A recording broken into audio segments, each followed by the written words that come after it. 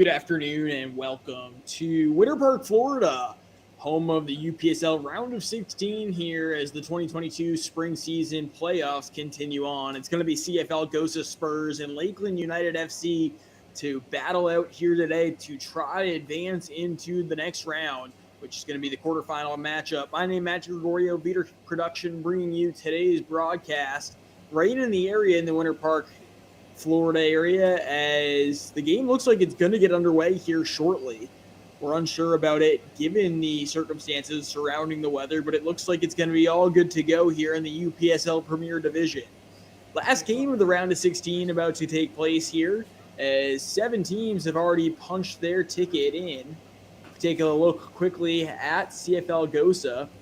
They came in 5th in the Florida Central, but ran the table with a 4-win, 2-draw, and 4-loss record. As for Lakeland, they were actually the same exact circumstance. They came in the number 5 overall seed, won 4 games, drew 2, and lost 4 on the season. As we're about to take a look at the bracket in the UPSL Premier Division. So as you see right now, we're in the bottom portion of the bracket on the bottom right side right now. Beeman United has actually won recently. So Beeman United advances. CFL Gosa and Lakeland United are the last 2 teams to play in the round of 16. Winner of this game will play against Beeman as they will look to try to clinch a quarterfinal berth as the National Final Four will quickly come upon us 2 games from now. These 2 teams looking to try to battle it out and make it to that Final Four spot for the first time in their history. So Lakeland United trying to run the table just like CFL Gosa is, coming from the 5th overall spot in their respected divisions. I mentioned the Florida Central Division. The Florida West Division was a lot tighter than the Florida Central Division, as the Florida West Division saw Lakeland kind of run away with it. That was the team that Lakeland United actually beat to advance into the national bracket, and Lakeland United winning on penalty kicks in the game before now to advance to this round of 16. As we're going to actually take a quick look at the lineups as well before the kickoff here. We have Gosa up first. They're going to start with Eduardo Tinoco in goal. Their backs are Rodolfo Alvarez, Keller Barrett, who actually plays his collegiate ball at Rollins, Coesi Caesar, and Angel Moulton. And then their midfield stacks up like this: Max Muuki, another player who plays his collegiate ball at Rollins, Luis Pavetta, Hayden Smethurst, who had a critical goal just a couple games ago for the CFL Gosa side, Akeem Flemings, Angel Flores, and the goal scorer is the man to watch out for here tonight for CFL Gosa, number 9, Aristis Koloniatis. He is going to be one of the focal points of the offense. As for Lakeland United, we have Junior Souza starting in net tonight. Souza has been spectacular throughout the campaign in the 2022 spring season. Lucas Miranda, Josh Ramos, Caio Teixeira, and Bernardo Lanza are all in the backfield here for Lakeland United. In the midfield, it's Eduardo Mello, Victor Cavalcante, who had a critical goal in the win against Leg AZ to advance Lakeland to the national tournament, Yuri Vascalonos, and then Gabriel Rock, Leo Menzin, and Zhao Zalfa getting the starts up top here for Lakeland. 6:30 p.m. on the East Coast. My name is Matthew Gregorio, Beater Sports Production, bringing this to you here this evening as the rain continuing to stay in the area. Although for the moment it looks like it's let up just enough. Waiting on the officials to bring both sides out as the scheduled game time is 6:30. So with these 2 teams both having run the table from the number 5 spot and identical regular season records at 4-2-4, I think it's good to shift our attention over to who we expect to score the goals here today. And I mentioned Koloniatis. He led CFL Gosa in goals scored this year with 4. Nikel D. Alexander and Alexander Teixeira both had 3 of their own as well. So they did have some scoring depth, did CFL Gosa. For Lakeland, their man here today, actually they have 2 of them. It's going to be Gustavo Oliveira and Nicolo Lanari, both of them Brazilian and Italian, respectively. And they will come in leading Lakeland United with 3 regular season goals. So both sides do have goal scoring depth. We'll see if they're going to have to rely on it, or given the weather, if this is going to be more of a defensive battle here today. See the officials starting to walk to the right side of the pitch here. We're going to take a quick break and let everything unfold and be back with the kickoff here on Beater Sports.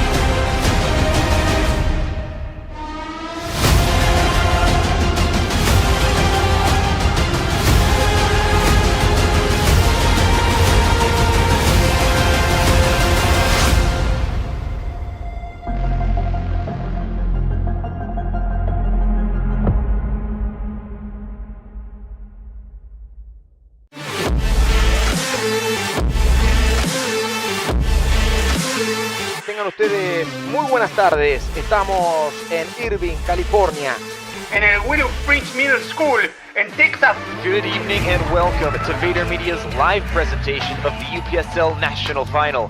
Aquí en Escondido, en California, en el Flamingo Park. Ahí están en el Tropical Park disputando el encuentro Juventus Academy ante Palm Beach Flames por la Southern Conference. Todo a través de Eleven Sports, obviamente bajo la producción de Better, ¿no? En el sur de Los Ángeles, en California. Silverbacks Park in Atlanta, Georgia. Estamos en el Shimber Soccer Complex. Aquí en el Troy Hill Park Field, en el Total Sports Park, en Wixon, para vivir el encuentro por la United Premier Soccer League, la Premier Division. Es la sensación de esta Central North Conference. Cuarteto arbitral, los equipos en la cancha. Y se nos va a venir el partido 4 puntos por encima de su rival del día de hoy. Well, with the pre-match formalities about to get underway between the referees. Los dos mejores equipos han llegado a esta gran final. El silbatazo y arrancó el partido. Está el primero, enorme la cara, el rebote, gol. Atlanta United con bailecito incluido, el festejo de McLean. And number 10 is going to hit that ball, and an amazing goal from number 10, Diego Pantusa, who sets up a beautiful finish, top corner, and there's nothing that the goalkeeper can do to reach there, and he's going to score the first goal of the match. ¡Ali! ¡Gol!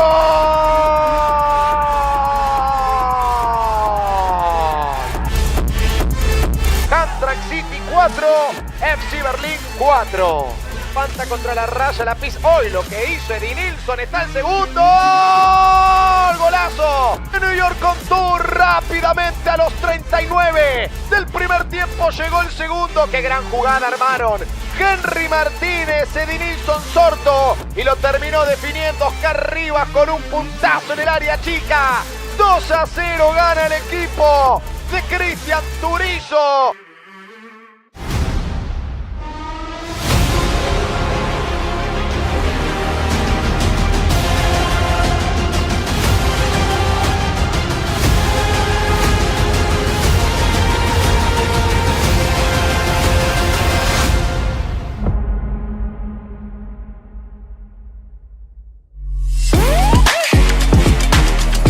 Fue justo el partido, ellos lo hicieron muy bien, se defendieron muy bien, virtud del portero que sacó 1000 pelotas. Digamos que ellos tocaban bien la pelota desde atrás. Unfortunately, we didn't really capitalize on our chances, and so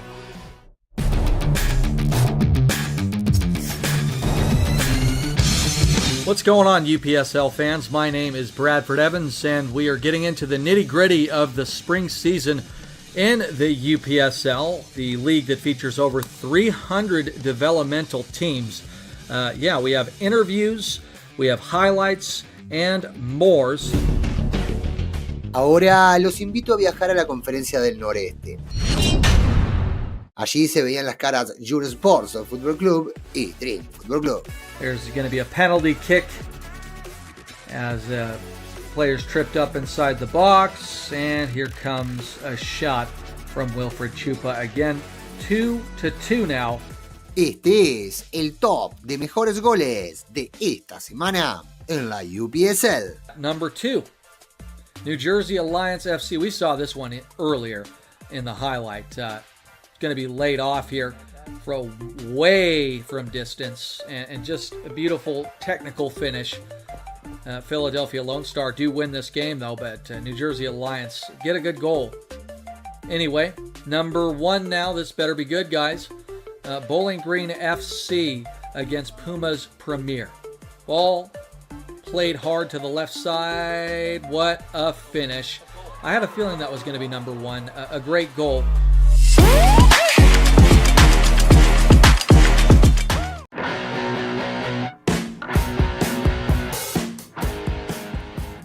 Llegan en alza, llegan los dos campeones, como bien lo marcaste vos, Nahuel, de sus respectivas zonas, de sus respectivas conferencias regionales. Y ahora sí el saludo protocolar entre todos los protagonistas, los 22 futbolistas y las autoridades arbitrales del encuentro. Pita y juega Florida Soldiers, juega Pascual Calderaro atrás con sus compañeros y ya se está viviendo el encuentro de playoffs entre Florida Soldiers y Gosa Spurs por protestarle al árbitro Rodrigo Frías, que quiere tener el partido con correa corta. Y ahora se viene Florida Soldiers de vuelta. Hasta ahora, ¿quién domina el partido? Pelotazo de distancia, jugando en corto y avanzando por la izquierda en una de sus primeras incursiones ofensivas. Va Richard Allen, buena bicicleta, pasa, va a tratar de mandar el centro atrás. En la marca lo seguían, se lo impedían. Bien el centro, la pelota que todavía no se va. Avisó el equipo de azul antes de los primeros 10 minutos del partido y ahora avanza sobre el terreno de juego del UPSL Stadium. Buena pelota en profundidad, esta puede ser buena. Un mano a mano, va a probar al arco, probó el arquero Edgar Pérez. Alto, alto, pide Gianluca Mejía la pelota. Se vienen bien las asociaciones, va a probar al arco. Buena respuesta de Eduardo Tinoco ante ese remate. Se viene Zafra con Pascual Calderaro, el 9, el goleador, hacia atrás. Va a probar de distancia. Aparece Cuasi César, el 16. Se viene Coliniati, remata y el remate pasaba cerca. Abriendo con Zafra. Atención con esta pelota. La rechaza Tinoco, pero el rebote sigue vivo. La va a tratar de aprovechar en el remate.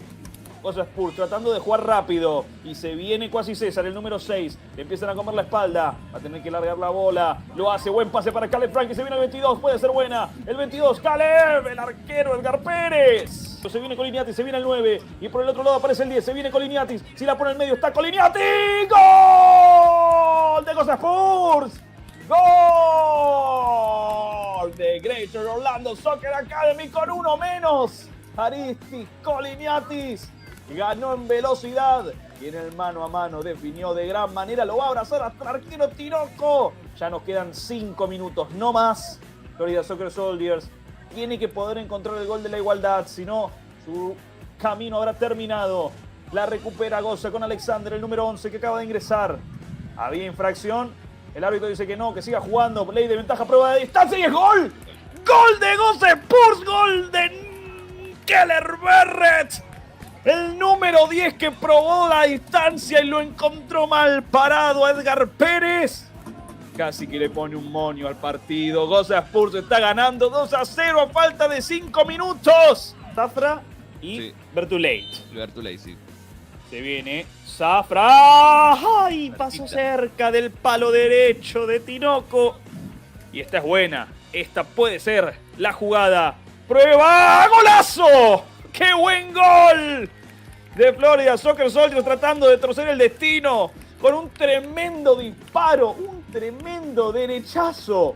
Pitazo final en el UPSL Stadium. Ganó Gosa Spurs 2-1 con los goles de Coliniatis y de Barrett sobre el cierre.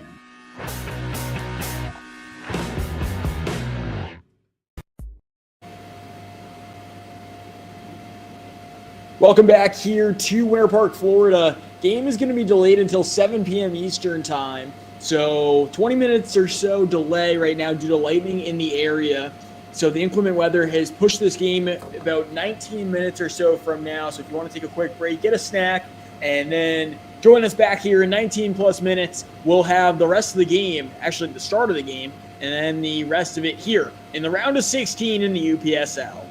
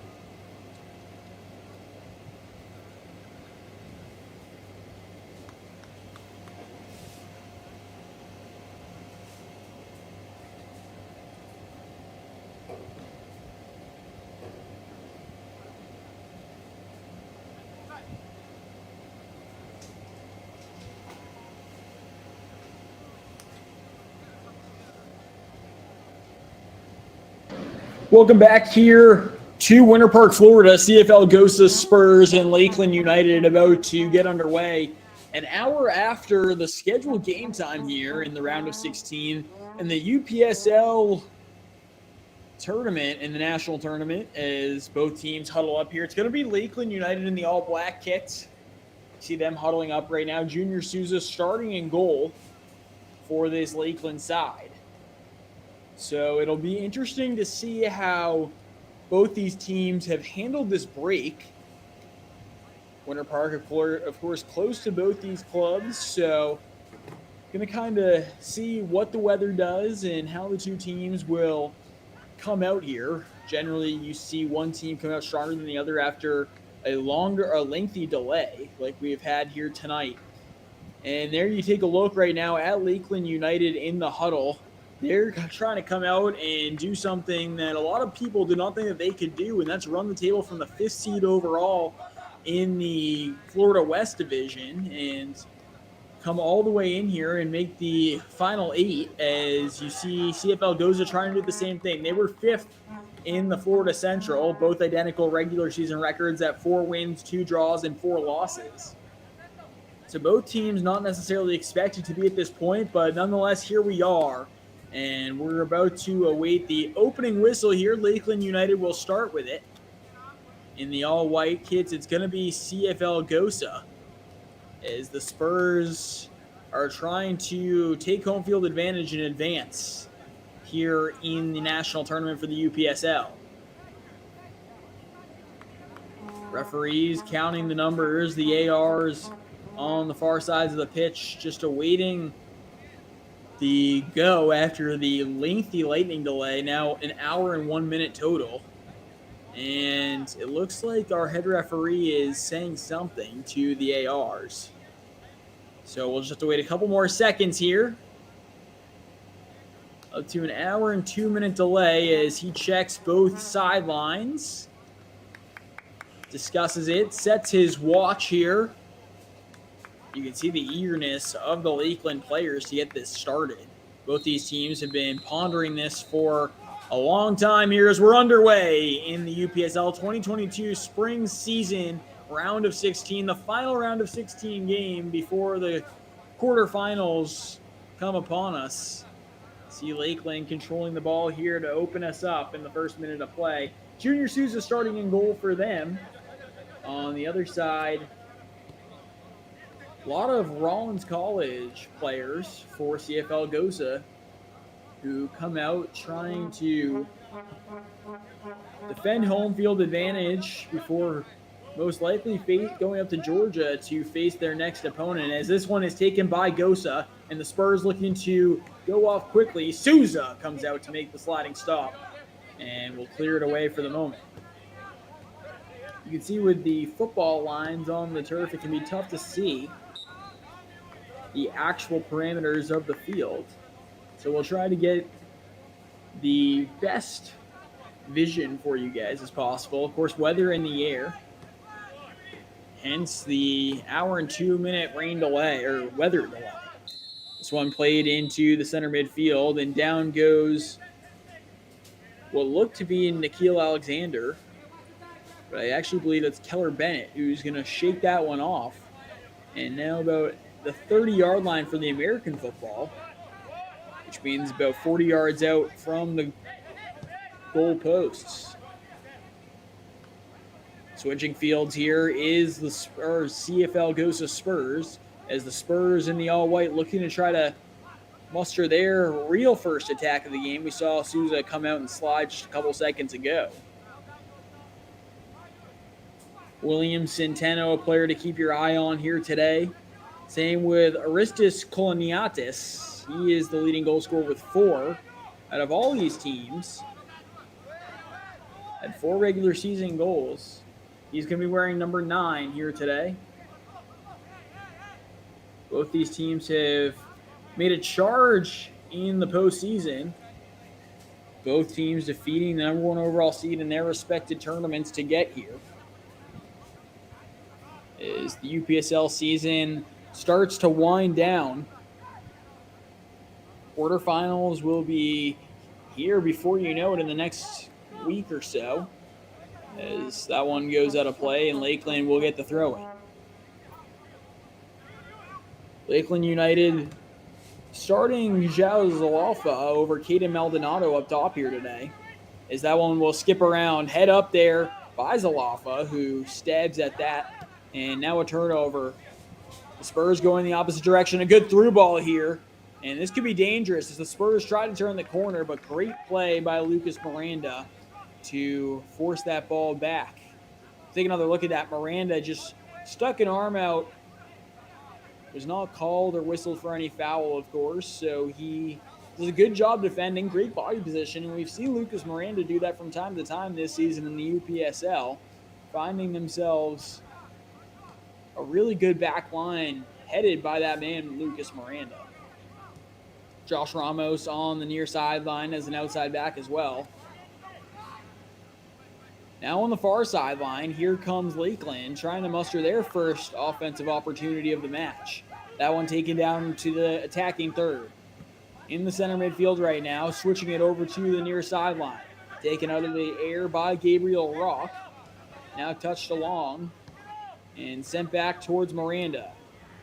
He switches fields, and now going the other way with pace here are the Spurs, as they're in, and Lukin Souza, Junior Souza, comes all the way out there to make the sliding stop. If he didn't do that, that play could have resulted in the first tally of the match. So that play we'll take a look at later on as this game progresses. Souza with the heads-up do-or-die play coming out of his net and making the save. Touched along as sustained possession here by the Gosa Spurs. This one driven in towards the 18, headed away by Caio Teixeira. And this one will go the way of Lakeland. So the possession, Keller Bennett had the opportunity racing after it, and there's the replay. Junior Souza making the do-or-die sliding stop there, as Lakeland United continuing to keep this a scoreless ball game. Victor Cavalcante now up the far sideline. 50-50 ball, one in possession here by Lakeland, but it's actually going to go the way of the Spurs. Whistle down there. It'll go against Caio Teixeira.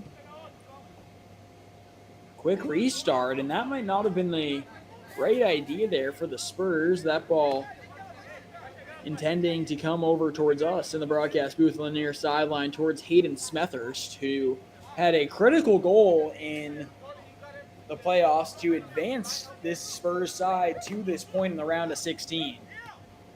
The one touch over to the near sideline, taken, and now volleyed along. Leo Men's in, and now along, as that one will creep out of bounds on the far side. Will go the way of the Spurs. Back and forth we've gone. Two opportunities here for CFL Gosa Spurs, and no scoring chances yet here for Lakeland United.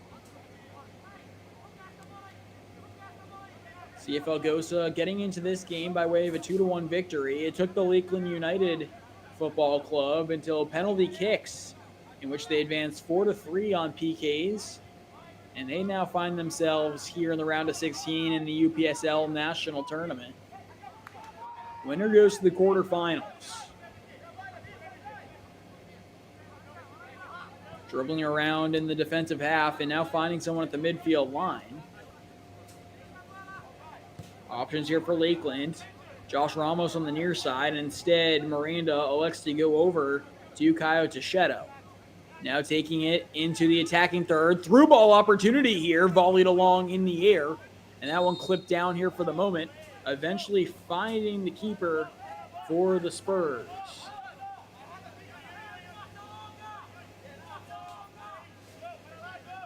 Have not seen a lot of Aristas Koloniatis yet, as they were looking for Koloniatis there.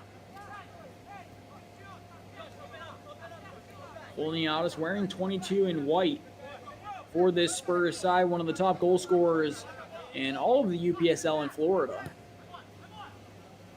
As this one is driven down into space, and that one will skip along on the wet turf and go out of play. Eduardo Tanako in goal here today. Tanako has found himself between the pipes throughout this postseason run, in which his side has found themselves from the number 5 seed in the regular season with just 4 wins, 4 losses, and 2 draws to finding themselves with a chance to advance to the quarterfinal of the national tournament. And you see Tanoko telling his players to move up as he looks to send this one long. That one will skip along. No one gets the first touch on it. Advantage now in favor of Lakeland to try to pass it around, but a sloppy pass will force Lakeland to move even farther back here. Good ball movement now by Lakeland to go in a triangle formation, trying to create time and space. In the 9th minute of play, all the scoring opportunities in favor of CFL Gosa up to this point. So happy that you've joined us. 7:32 eventual PM start on the East Coast after an hour and 2-minute lightning delay. Taken now by Max Mookie.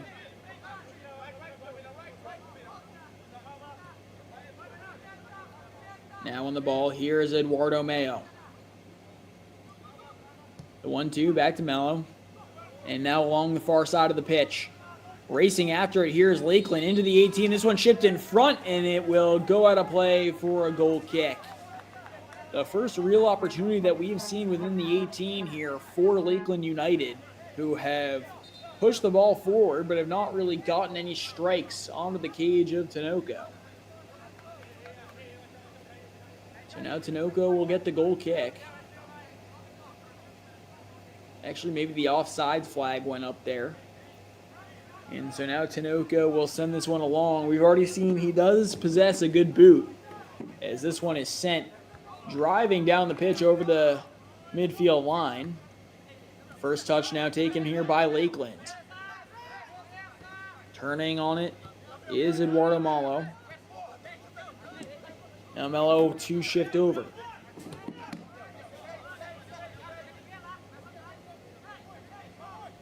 Keller Barrett shifted and was unable to keep it in possession there for CFL Gosa. So now Lakeland's back line will take it.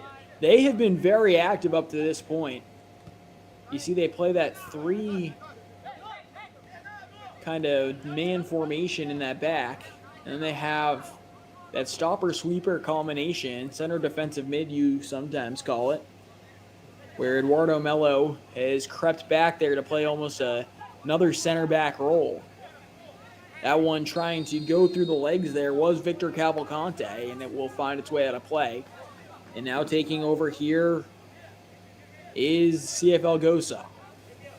Leo Menzin tried to sell it there. As you see Menzin number 11 in the all-black kit. Electing to go with the long sleeves here today, despite the heat and the humidity down in the Central Florida area. The weather has certainly played a factor, and it seems like the Spurs, being the home side here today, have come out with a much faster pace. Sometimes the road teams get the short end of the stick when they're forced to sit and wait in an away locker room during a weather delay. Touched on the far sideline, and that one forced out of play there as Lakeland will keep it in possession, it looked like, for the moment. Now they have reversed the call and sent it over to CFL Gosa. The Spurs now on it. Looked like it was a touch on a handball. Play on, says our referee, however, as it's on the far side of the pitch. Taken down now. A cross is expected here. They send it into the 18 and headed away there by Bernardo Lanza, as it will be taken down in the attacking third once again. Good ball movement here by the Spurs. Barnett on the ball here. A one-touch back. Flemings. And now this one into the midfield. Still up in the air, taken down here by Barnett. And now Lakeland United comes away with it. CFL Gosa and Lakeland United meeting for the first time this season, both the number 5 seed at the end of the regular season, both with identical regular season records at 4 wins, 4 losses, and 2 draws. So it's ironic here that these two teams are meeting to decide the state of Florida in the UPSL. Winner advances to the national quarterfinal. This is the last round of 16 game, as Souza will deliver a strike to the far sideline, touched along now by Lakeland. And that one was actually unable to be kept in, and so a turnover as Josh Ramos was unable to send the ball up, and it trickled its way out of bounds. Throw in now, a big throw in there. Wow, that could play a factor as this game goes on, as we see that throw in launched about 30 yards. Man, what an opportunity that could have been there for CFL Gosa, who delivered a throw in right into the 18, and the back line of Lakeland United standing tall here, getting their head on it first, winning the battle. Now weaving through defenders here is Ramos, and it's going to be a turnover, but quickly sent ahead here by Miranda. Kickball out there here in Winter Park. Taken now on the one touch. Turned over once again, this time over to Victor Cavalcante. Cavalcante running with it, and we'll see a whistle. We've not had a booking up to this point, but it looks like we'll receive our first booking of the game. And that's going to go against the CFL Gosa Spurs. It's going to go against William Centeno. And I mentioned, got to keep an eye out for Centeno, one of the more talented players in the central midfield for the Spurs, who now find themselves with one of their top leaders overall, both vocal and play-wise on the pitch, down to a yellow card. So you wonder if that's going to play a factor. No draws at this point in the season. It's a win-or-go-home kind of game. In this do-or-die matchup, we're going to see our first corner kick here of the match for Lakeland United, who are going to start to send some numbers forward and apply some pressure on this back line that's led here by Akeem Flemings. I mentioned Eduardo Tinoco earlier. He does have a boot. I've not really seen him be tested, though, in the first 15 minutes. So we're now in the 16th minute of play here in Winter Park. So glad that you've joined us for the round of 16 matchup in the UPSL 2022 spring season. Both these sides representing their respected conferences in the Premier Division in Florida.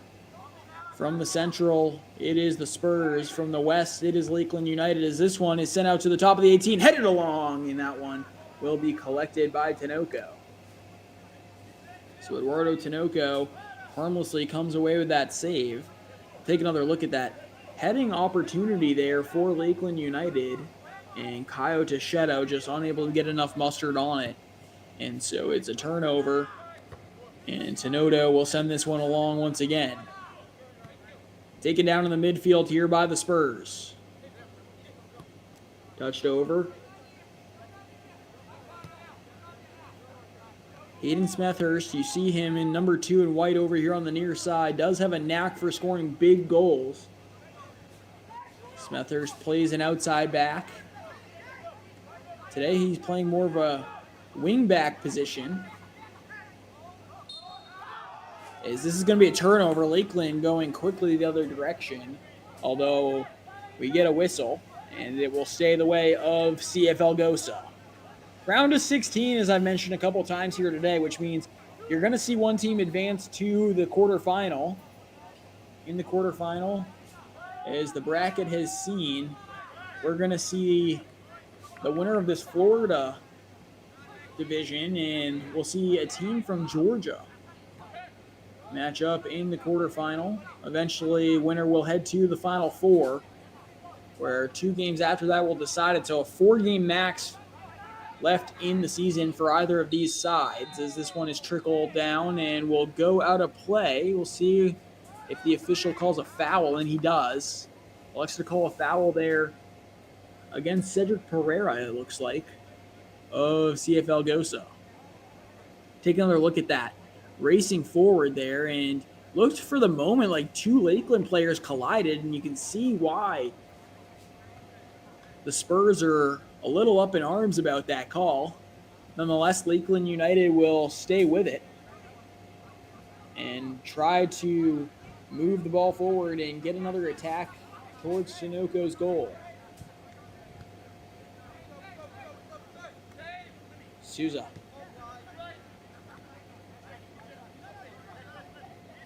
Taken here by Ramos. Ramos so steady in that outside back position, although that pass a little errant as that one touch into the defensive third for Lakeland will prove to be costly as they're forced to play it out of bounds, and now the Spurs really have to feel like they've got an opportunity here. They're about to approach the attacking third. They have numbers forward and on the throne, which has been a deadly tool for them throughout the season. At the moment, as we approach the 20th minute or so, the Spurs have not really had a credited shot on goal, although they've forced Junior Souza to come out of his net twice to make a sliding stop. Coming off his line, maybe if they can just rip one, is like, do there, and that one is ripped just wide. But you want to try to get shots on net. Slick turf on this time of the day, especially here in South Florida where the humidity has played a factor, the rain has played a factor, and the weather delay. Sometimes all those factors allow for an easier goal than what you would see at other points in the contest.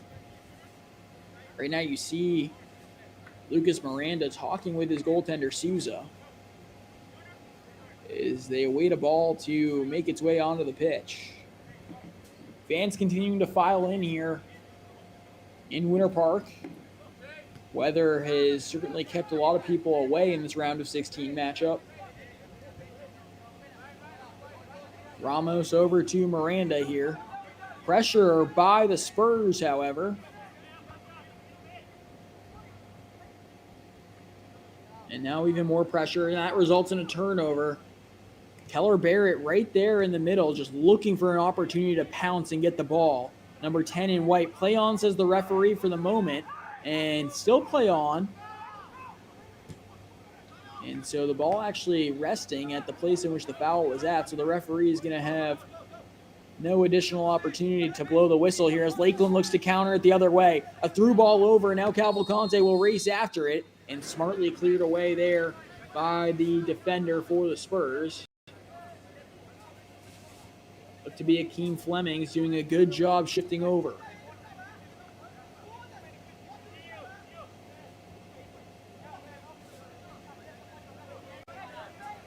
Interesting to see that they called a foul down there on that initial through ball attempt. And so Lakeland will get a set piece opportunity. Looked at first as if Ramos wanted to play it short, and now he does. As this one is now played on the near sideline, taken here by the Spurs. Going the opposite direction, Lucas Miranda will touch it back to Souza. And now along to the back line. Touched along here by the Spurs, and we'll get another whistle. Talk a little bit about the head coach for Lakeland United, Tawan Salgado. He started Lakeland United just about a year ago. Now has his team in the UPSL playoffs, looking to try to advance to the quarterfinal. Former Southeastern soccer player, finding a lot of success with Lakeland United, of course, in the national tournament. So his play at Southeastern has helped allow him to be a better coach and work with these athletes who are all in a position where he once was at Southeastern. As this one's played into the 18, dangerous opportunity upcoming, and that one will not be able to find the back of the net as it goes wide of the cage, and you can see Junior Souza none too pleased with his back line. Take another look at it. Going in and out of defenders, eventually out to Barrett, who brings that one off the American football goalpost. And now it will be a goal kick here for Souza, who starts it back off.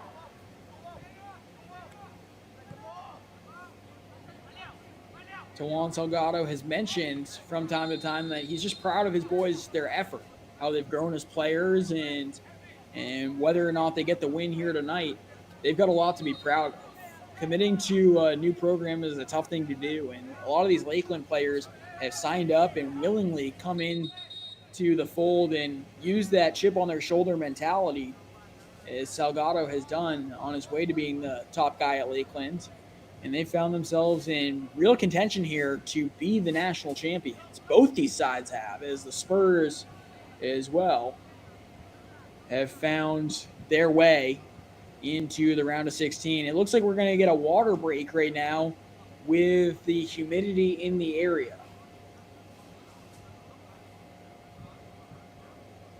We'll take another look at that Junior Souza sliding play, and I mentioned it happened about in the 4th, 5th minute, and that play is going to come up huge as this one continues on. This was the best scoring opportunity of the day, the only shot on goal for Lakeland United up to this point, and no harm, no foul, as Tenodo just kept his line and made the easy save. This was probably the best opportunity that we saw just moments ago from the Spurs as they ran down the pitch and just skied it over the net of Souza.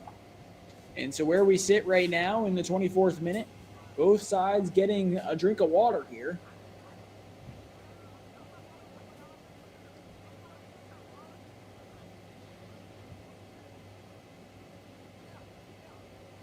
And to talk a little bit more about Salgado, he has that historic 2-1 victory, which capped off the conference championship for Lakeland United.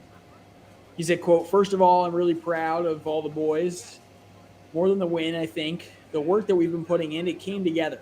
And I know that every coach will say that, but it's clear for us," end quote. And I think that talks a lot about Salgado's mindset, how he has come into the fold and really just cared about the effort. And he's talked to the boys and said, you know, if the effort's there, that's going to translate into results. And right now for Lakeland United, the results have certainly translated into wins. And now with the wins here in critical times in the season, Lakeland United certainly in the fold. A lot of these guys grow up and play substantial minutes from age 2, sometimes 3, all the way up, and they all come unite from different areas of the country and also different areas from all over the world. A lot of players from South America, a lot of players from Eastern and Western Europe. Of course, you get a lot of collegiate athletes in this UPSL as well. And meshing teams like that, sometimes a very difficult task, and both the Spurs and Lakeland United have done such a tremendous job at doing just that task and finding themselves here in the round of 16. So kudos to both clubs for getting up to this point. Nothing to hang their heads on, no matter what the result is here tonight.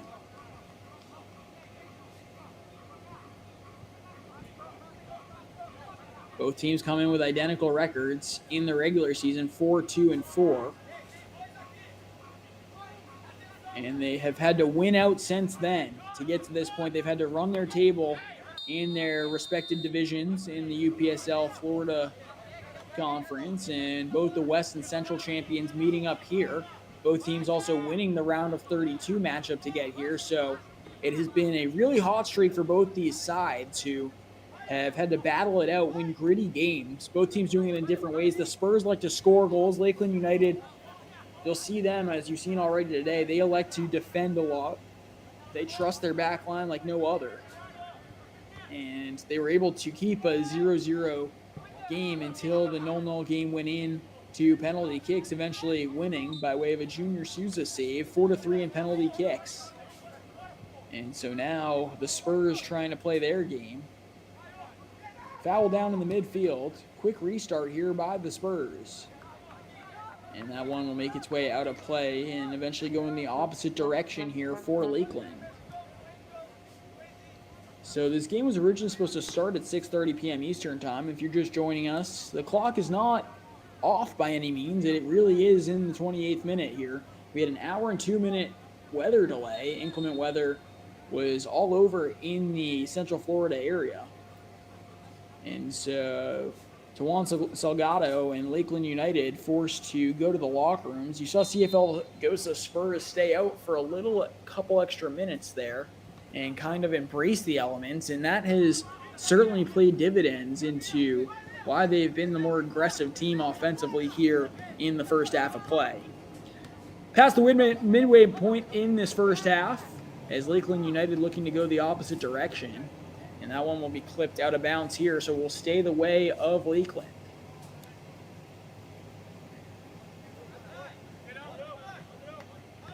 Matthew Gregorio here, bringing you the action here this evening, as Ramos will take it and smartly send that back to Souza, who loves to play it on his feet. At this point in the season, no room for mental errors, so both these teams heavily relying upon one another, and your teammates are your best friends at this point in the season, and at all points in the season, but especially now, you have to know where they're going to be. That chemistry has to be relied upon heavily if you want to continue to advance at stages at this point in the 2022 spring season campaign. This one driven up towards the near sideline, taken out of the air, a nice one-touch, now sent over. Touched into the center midfield here by Lakeland. On the ball is Leo Menzin. Now driven to the far side as Lakeland switches fields. Touchdown in the defensive half. And now sent forward.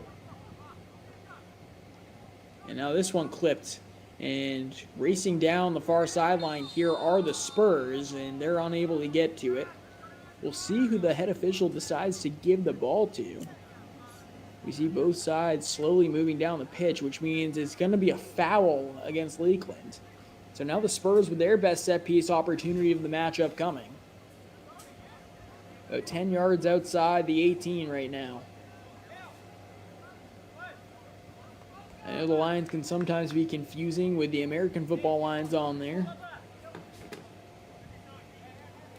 But right now it is the Spurs who have the best opportunity that they have had this match up to this point. 30th minute of play here on the right foot of the Spurs. All numbers in the box here for the CFL Gosas. That one is driven in, and what a goal there for CFL Gosa. Oh man, that's a strike and a half. And they are on the board here with a bullet of a goal. One of the best goals that you'll see all season long, as that one is just driven into the back portion of the goal. And what a scoring strike there from Gosa. Let's take another look at that. And there's nothing Junior Souza could do about that. That's upper 90 right over the sprawling. Trying to save that was Junior Souza.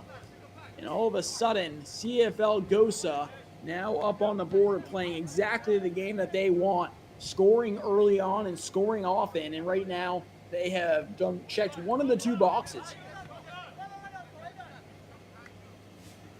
Ramos now quickly going in the opposite direction as Lakeland looks to try to counter that and answer the strike, and will get an offensive opportunity upcoming here for Lakeland United. Going back to that goal, I mentioned the dangerous opportunity of a strike like that, about 20 plus yards outside the box. That's really dangerous, especially from an angle like that. As we take another look, Junior Souza's on his line there.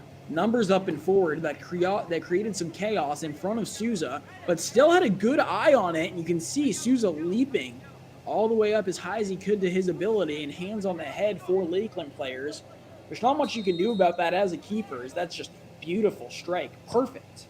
As that will result now in a 1-0 lead in favor of CFL Gosa. Lakeland United will take it and lose it in possession here in the defensive half for the Spurs. Now a turnover, and we'll see a foul. First booking of the game against Lakeland. We'll see who it is. It looks like it's Yuri Vasconcelos, but not positive. Could also be Bernardo Lanza. Looks to be either number 13 or number 16 out there who got it. So it's either Lanza or Vasconcelos on the booking. 33rd minute of play here. The Spurs have taken the 1-0 lead. A berth in the quarterfinal on the line here. Touched in the attacking third and get a foul called. Lakeland United will get it. They'll take it with Miranda. Actually, Miranda will give it up now. And Souza quickly to play it. Saw a couple players running down, but one out of the air there by the Spurs. Now a turnover in the attacking half. Lakeland United looking to answer the 1-2, and taking off the ball there dangerously is Lakeland United. Numbers pushing in the other direction here as the Spurs look to find a second. Double scissor move into the 18, and that one cleared away by the back line for United. As the Spurs now trying to push again. Taken on the far side of the pitch and cleared away as it'll be a throw-in in favor of Lakeland. So what a goal it was here for the Spurs. That set piece opportunity coming to be critical, and we'll see if Lakeland will be able to find an answer before the halftime break. Both teams have already met as a complete unit during the water break that they got, given the humidity in the Central Florida area.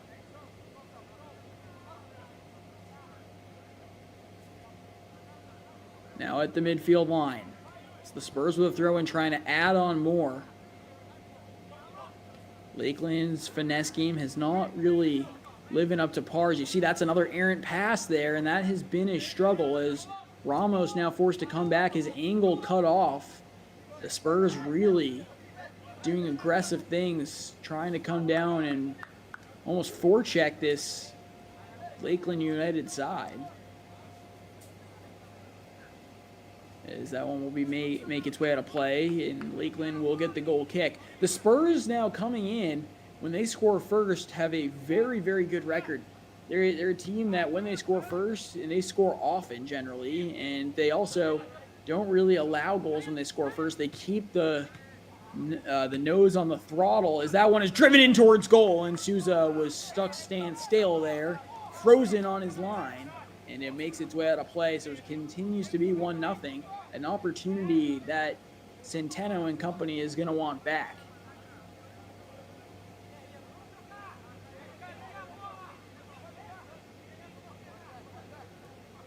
Angel Flores, another player out there, along with Keleniadis.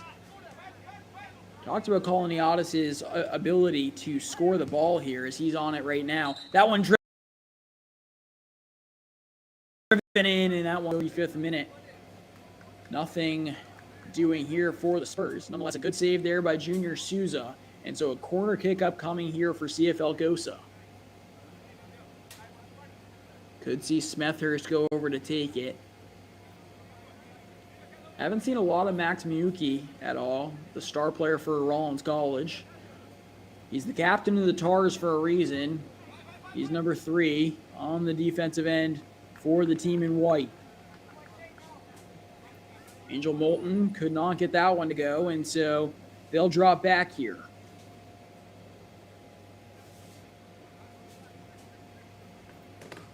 Expect to see this back line of Lakeland United start to kind of get closer together, start to tense up a little bit more as the Spurs side has taken advantage of just the 3 normal backs that Lakeland possesses. So I would not be surprised if they tighten up back defensively, especially now that they need a goal. They can push the ball up to their wing backs quicker. As that one will go out of play on the far side of the pitch.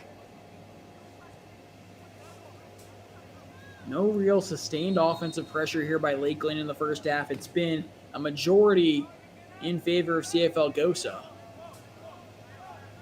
The two sides match up well against one another. Of course, they haven't played, but identical regular season records have allowed these two to be familiar enough with one another to the point where they are comfortable in this matchup.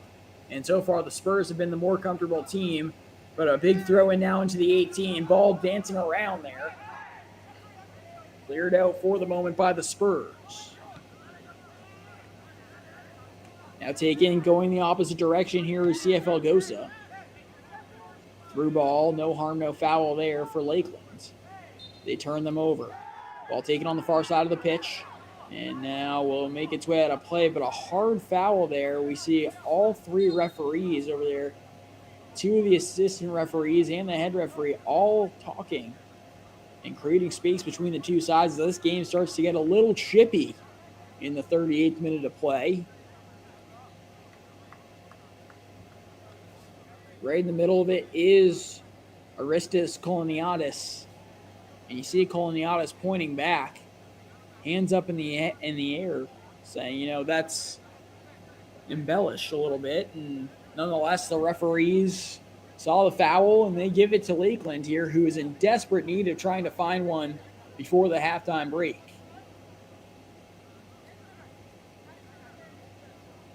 Lakeland United, 4 wins in the regular season, but have almost matched that total now between their postseason games. One more win here today, and they'll have matched that total from the regular season as that one is driven in and goes just wide of the cage.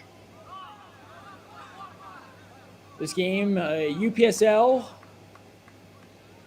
matchup in the round of 16. You can see all the UPSL action and catch all of it on the UPSL official Instagram, Twitter, and Facebook. You can find them at UPSL Official. And the spring season starting to wind down here in the 39th minute of play. The CFL Gosa Spurs up by 1 via set-piece free kick. That was one of the best goals that you'll see in the UPSL at any level, actually. Just a driving ball right in the upper 90, right below the crossbar, in between the minuscule margin of the diving Souza and the top of the crossbar. It's good to see a little sun coming out right now between the clouds. Of course, we had a mighty long delay to start this contest. And at 8:11 p.m. on the East Coast, little sun for the fans in attendance here in Winter Park. For more information on the bracket and all other news and score lines, you can go to www.upsl.com and check out videos, other content, articles. If you missed the game, you can read the articles there and see a lot of the team's socials as we get to the nitty-gritty point in the 2022 campaign, as that one is driven in, as will be given a corner kick here, and much to the dislike of the CFL Gosa Spurs. I talked about Miyuki. He's none too pleased with that, as that one just got sent back and away. And it looks like Lakeland United will get a corner kick before the halftime break. Putting on the left foot over there on the far corner. Max Miyuki had his hands up in frustration. He's forced to get back now, and a great ball driving in towards the back post and headed out of danger there. Smart play by the defensive backs, as another good play this time by Kwesi Caesar to head that one away. Akeem Flemings has also done a really good job back there today. And Max Miyuki, as that one's headed along and will find the goal as Lakeland United strikes. I thought it could be in an offside position, but they score! Lakeland United on the board. And it looked like a yellow card was issued. Nonetheless, they'll take the yellow and get the tally that they needed before the halftime break. I mentioned you need to score against this CFL Gosa Spurs side, and you want to get it before halftime, and Lakeland United does just that. Could not get it off the corner kick. They win the ball out of the air there, and it's clipped along and into the back of the net. Nothing Tenodo can do about it, and Lakeland United strikes here in the 41st minute to knock the game up at 1 apiece. What a critical goal, as this game looks like we're going to reach the halftime break all knotted up at 1. And a little bit of a surprise goal there for Lakeland, who has not had much sustained offensive pressure by any means. And Lakeland United has to feel like they stole one there. And a goal kick upcoming here for Lakeland. And so now all the momentum going back in favor of Lakeland United.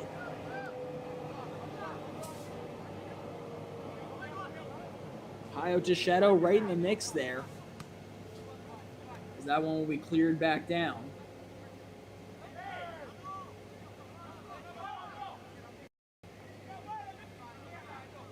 Now on the far side of the pitch in the midfield, ball being passed around here by Lakeland United. Tripped up there, no call by the official, and now we get one. See if it's going to be a booking. This official has had to get in between the two sides so far. I wouldn't be surprised to see a yellow, and they do. They bring out the yellow card here.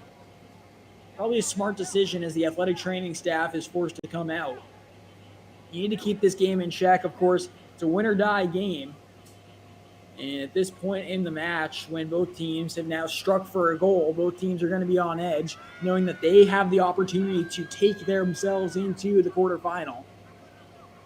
And when it comes to this kind of match, being the head referee means you got to book some players. We've already seen, 4 bookings up to this point in the game. Down right now on the pitch is Eduardo Mello.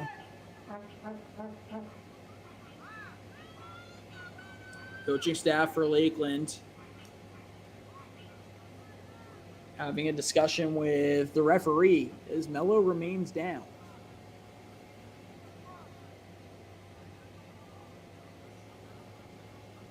While we have a break, we can talk about the leading goal scorers for this Lakeland side. Gustavo Oliveira and Nicolo Lenari lead Lakeland in goals on the season. I've not really seen much of them. It's been a lot of Victor Cavalcante going the opposite direction, seeing Kyle Tichetto, and also Bernardo Lanza. Mello remains down here. We'll take a look at the goal by the Spurs. That was just a brilliant strike. I mean, you can't beat that. There's literally nothing that you can do to save that. And now going in the opposite direction here, Lakeland struck for more, and there's nothing you can do to save this one.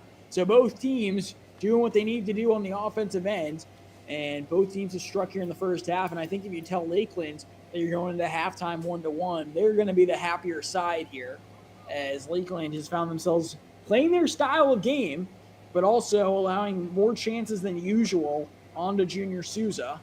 Tenoto on the other end has only had to make one save and then allowed that goal, which kind of skipped around in there after the throw-in. And so the Spurs got to be a little bit upset that they don't have the lead going into the halftime break, especially with all the opportunities that they've had. And I mentioned that 4th-minute save of Junior Souza that we have taken a look at a couple times here tonight. That save was brilliant. Coming off your line, coming out in that do-or-die kind of scenario where if you miss, you're going to get chipped on or you're going to be moved around and it's going to find the back of the net. There's just nothing you can do at that point. And then Junior Souza guessed in the right direction, slid in the right direction, and made the stop, which could have been deflating for this Lakeland side who had sat for an hour and 2 minutes in the lightning delay here in Winter Park.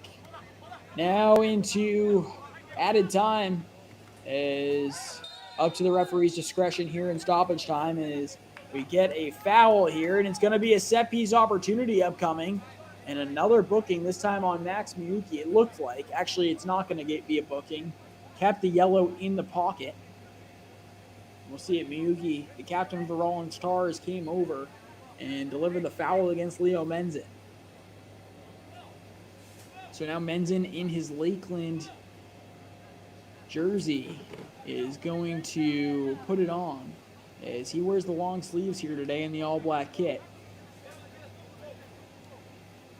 Miyuki now standing in the 2-man wall. Very similar spot, almost the exact same spot that we saw Lakeland strike as this one's driven in towards goal. Head came in, that one deflected down, and then a good save by Tenoto, who comes up huge there for this Spurs side. Tinoco has been on his game, and the only time Tinoco got beat was on that deflection in towards the back of the net. Besides that, he's played a really good game and being the vocal leader in the back, keeping his backfield under wraps as Lakeland has now found a lot of momentum here, continuing to drive the ball upfield. Played now down the line. And now in an offside position, Lakeland looked to get it, and Tinoco will come out and make the stop. Flag went up, so they're allowing it to be a quick restart here. Interesting, I guess, when you're in the stoppage time margins. Here now in the 45th plus 2, I guess. Now coming out is Junior Souza, who does the exact same thing. He'll hold on to it, and I would assume that you're not going to see more than another minute in stoppage time, as Souza will deliver the ball downfield. Referee looks at his watch, and Lakeland will continue with the ball. Maybe one last attack, and that's going to do it here for the first half. And what an entertaining first half it is here in the round of 16 in the UPSL. The UPSL National Tournament here on Veeder Production has been a story and a half. Both teams struck here in the first half after an hour and 2-minute rain delay. And here at the halftime break, it's CFL Gosa Spurs 1, Lakeland United 1. We'll be back with second half coverage after this break here on Viewer Sports.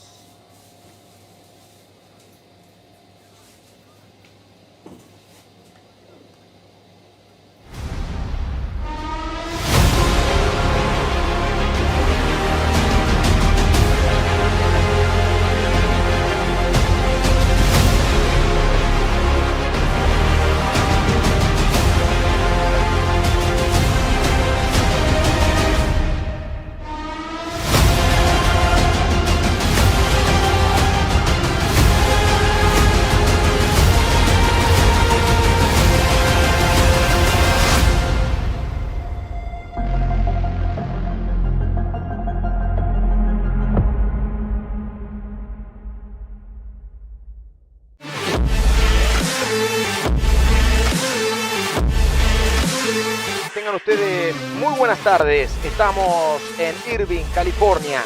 En el Willow Springs Middle School en Texas. Good evening and welcome to Vader Media's live presentation of the UPSL National Final. Aquí en Escondido, en California, en el Flamingo Park. Ahí están en el Tropical Park disputando el encuentro Juventus Academy ante Palm Beach Flames por la Southern Conference. Todo a través de Eleven Sports, obviamente bajo la producción de Better, ¿no? En el sur de Los Ángeles, en California. Silverbacks Park in Atlanta, Georgia. Estamos en el Shimber Soccer Complex. Aquí en el Troy Hill Park Field, en el Total Sports Park, en Wixon, para vivir el encuentro por la United Premier Soccer League, la Premier Division.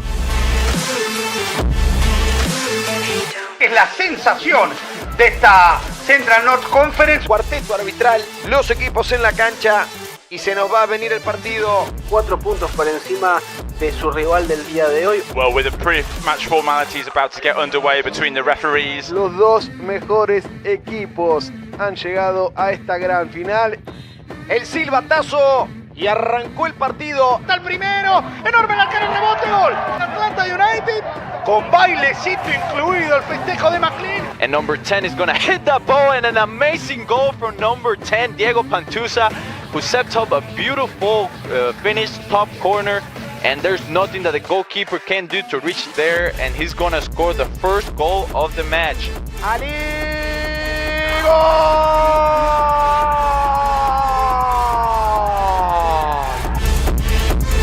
Hamtramck City 4, FC Berlín 4. Panta contra la raya, la pisa. Hoy lo que hizo Eddie Nilsson, está el segundo. ¡Golazo! New York con Tour rápidamente a los 39 del primer tiempo llegó el segundo. ¡Qué gran jugada armaron! Henry Martínez, Eddie Nilsson Sorto, y lo terminó definiendo Oscar Rivas con un puntazo en el área chica. 2-0 gana el equipo de Cristian Turizo.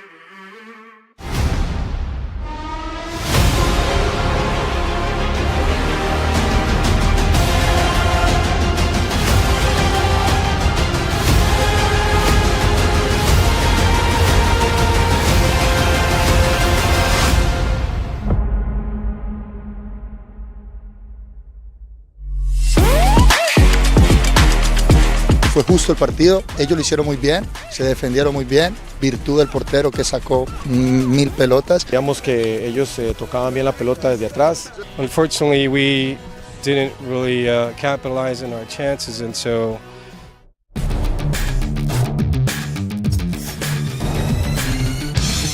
What's going on, UPSL fans? My name is Bradford Evans, and we are getting into the nitty-gritty of the spring season in the UPSL, the league that features over 300 developmental teams.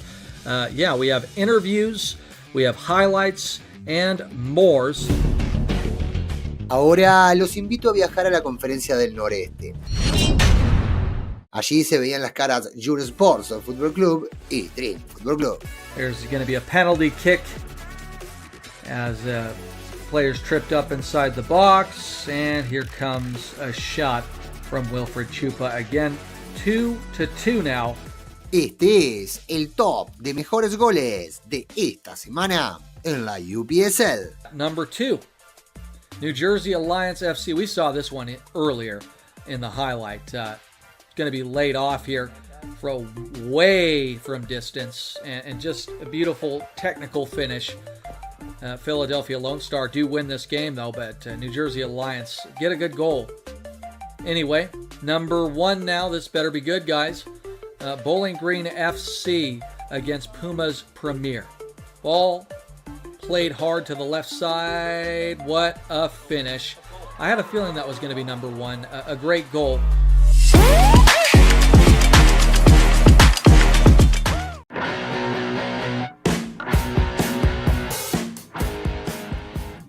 Llegan en alza, llegan los dos campeones, como bien lo marcaste vos, Nahuel, de sus respectivas zonas, de sus respectivas conferencias regionales.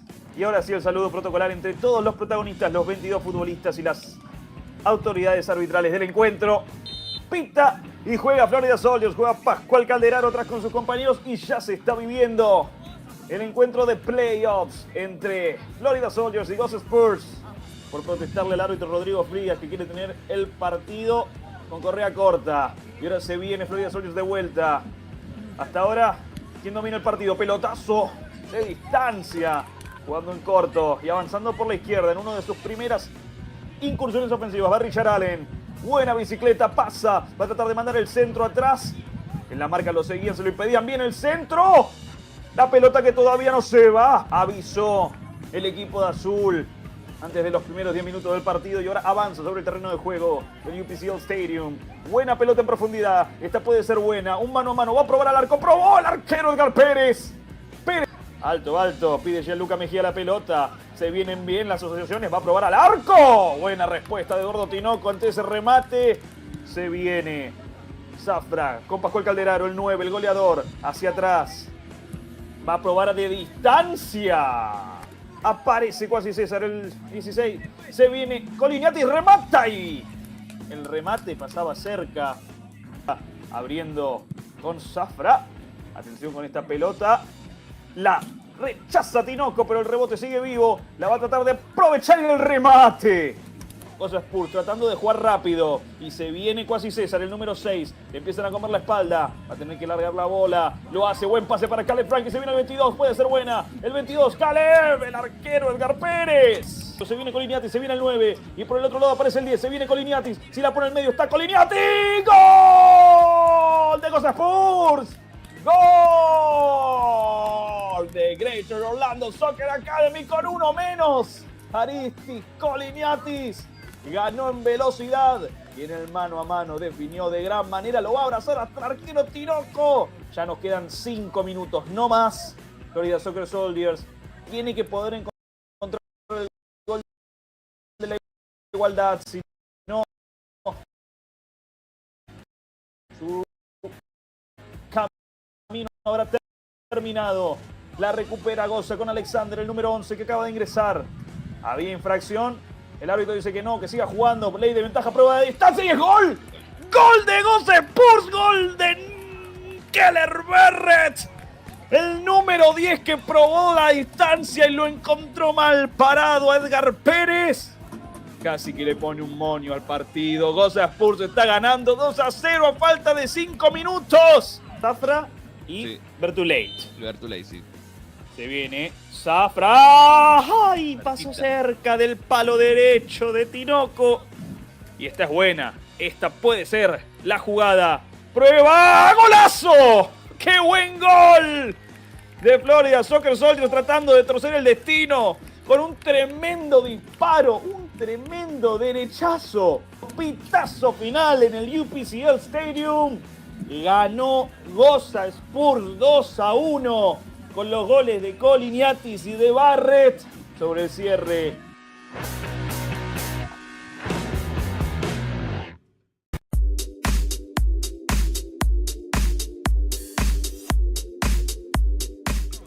Scarano is still going here. Scarano into the area. Alex Scarano shoots. Nice little ball in from the number 10. The Aztecs, he's taken a heavy touch there. Took it away from goal. The keeper's missed it, the Aztecs. Nice little touch there. This is Cavalcanti, I think, trying to slice one up. Shoots from distance. And good pressure by Lakeland. Chance to shoot at goal. Rock back to Ramos. This is very, very good from Lakeland. Lakeland into the area. Can they get a shot off? Duffy is the first to take. And Duffy, can he keep pace with the Aztecs? Scarano steps up, a little stutter step, and it's saved by Nick to double the money. And he's... Cavalcante finally steps up. This is a replay. No, it's not. Need to keep pace with the Aztecs here. Another penalty kick coming up. From the penalty spot. What can he do? But what's Tacheto got in mind here? Tacheto steps up.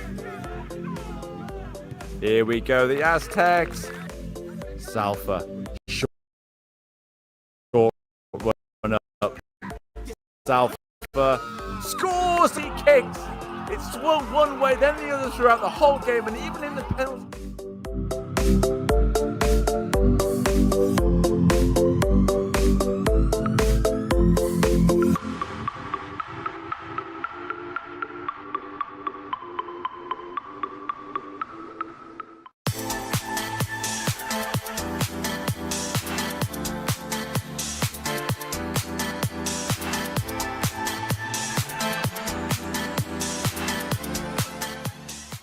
Well, a huge weekend in the history of our club. Obviously, we are extremely happy and fulfilled with the championship. That was the main goal, the primary goal for the season, to win the conference. I thought that for the conference tournament, we went a little out of our way of playing, a good possession style with the ball on the ground, controlling the game. But the boys had all, fought, and they had that fight in them, and they put the effort, and they bought in, and we came through on a penalty kick shootout. So, the first step's done. We will continue to move forward. We want to reach the national championship. It's going to take a lot of work and a lot of effort still, but I think we're on the right path. I'm very happy because it was a tough game against a very organized team, and we won in the PKs. So I think they have a good team, but our team is great, great players. The preparation has already started. Tuesday morning we gave the guys a Monday off, but we're getting back stronger. We're setting our eyes on the game on the 16th against the winner of the South and the Central Florida conferences, and we hope that we can continue to grow the momentum that we've been going through the last few weeks.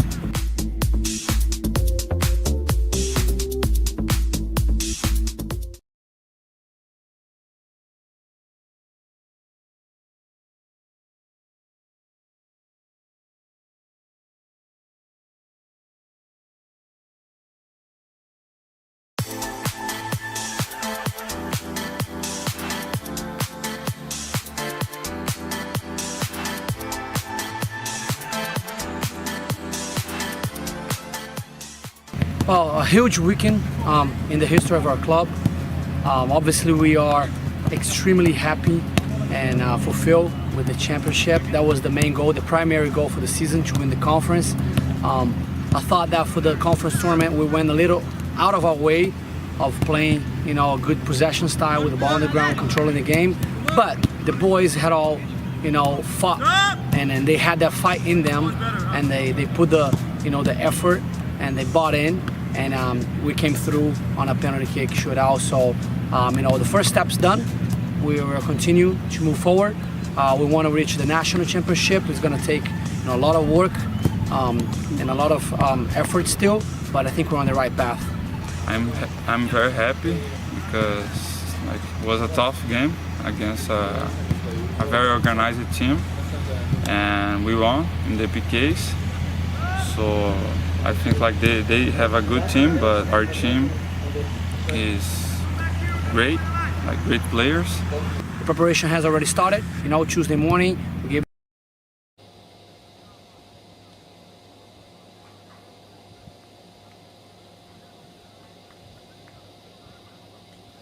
Welcome back here. 1-1 our score at the halftime break. Let's take a look at the goals. As you see the first goal coming by way of the Spurs in that set piece opportunity about 25 yards away from the goal mouth. And then it was moments later.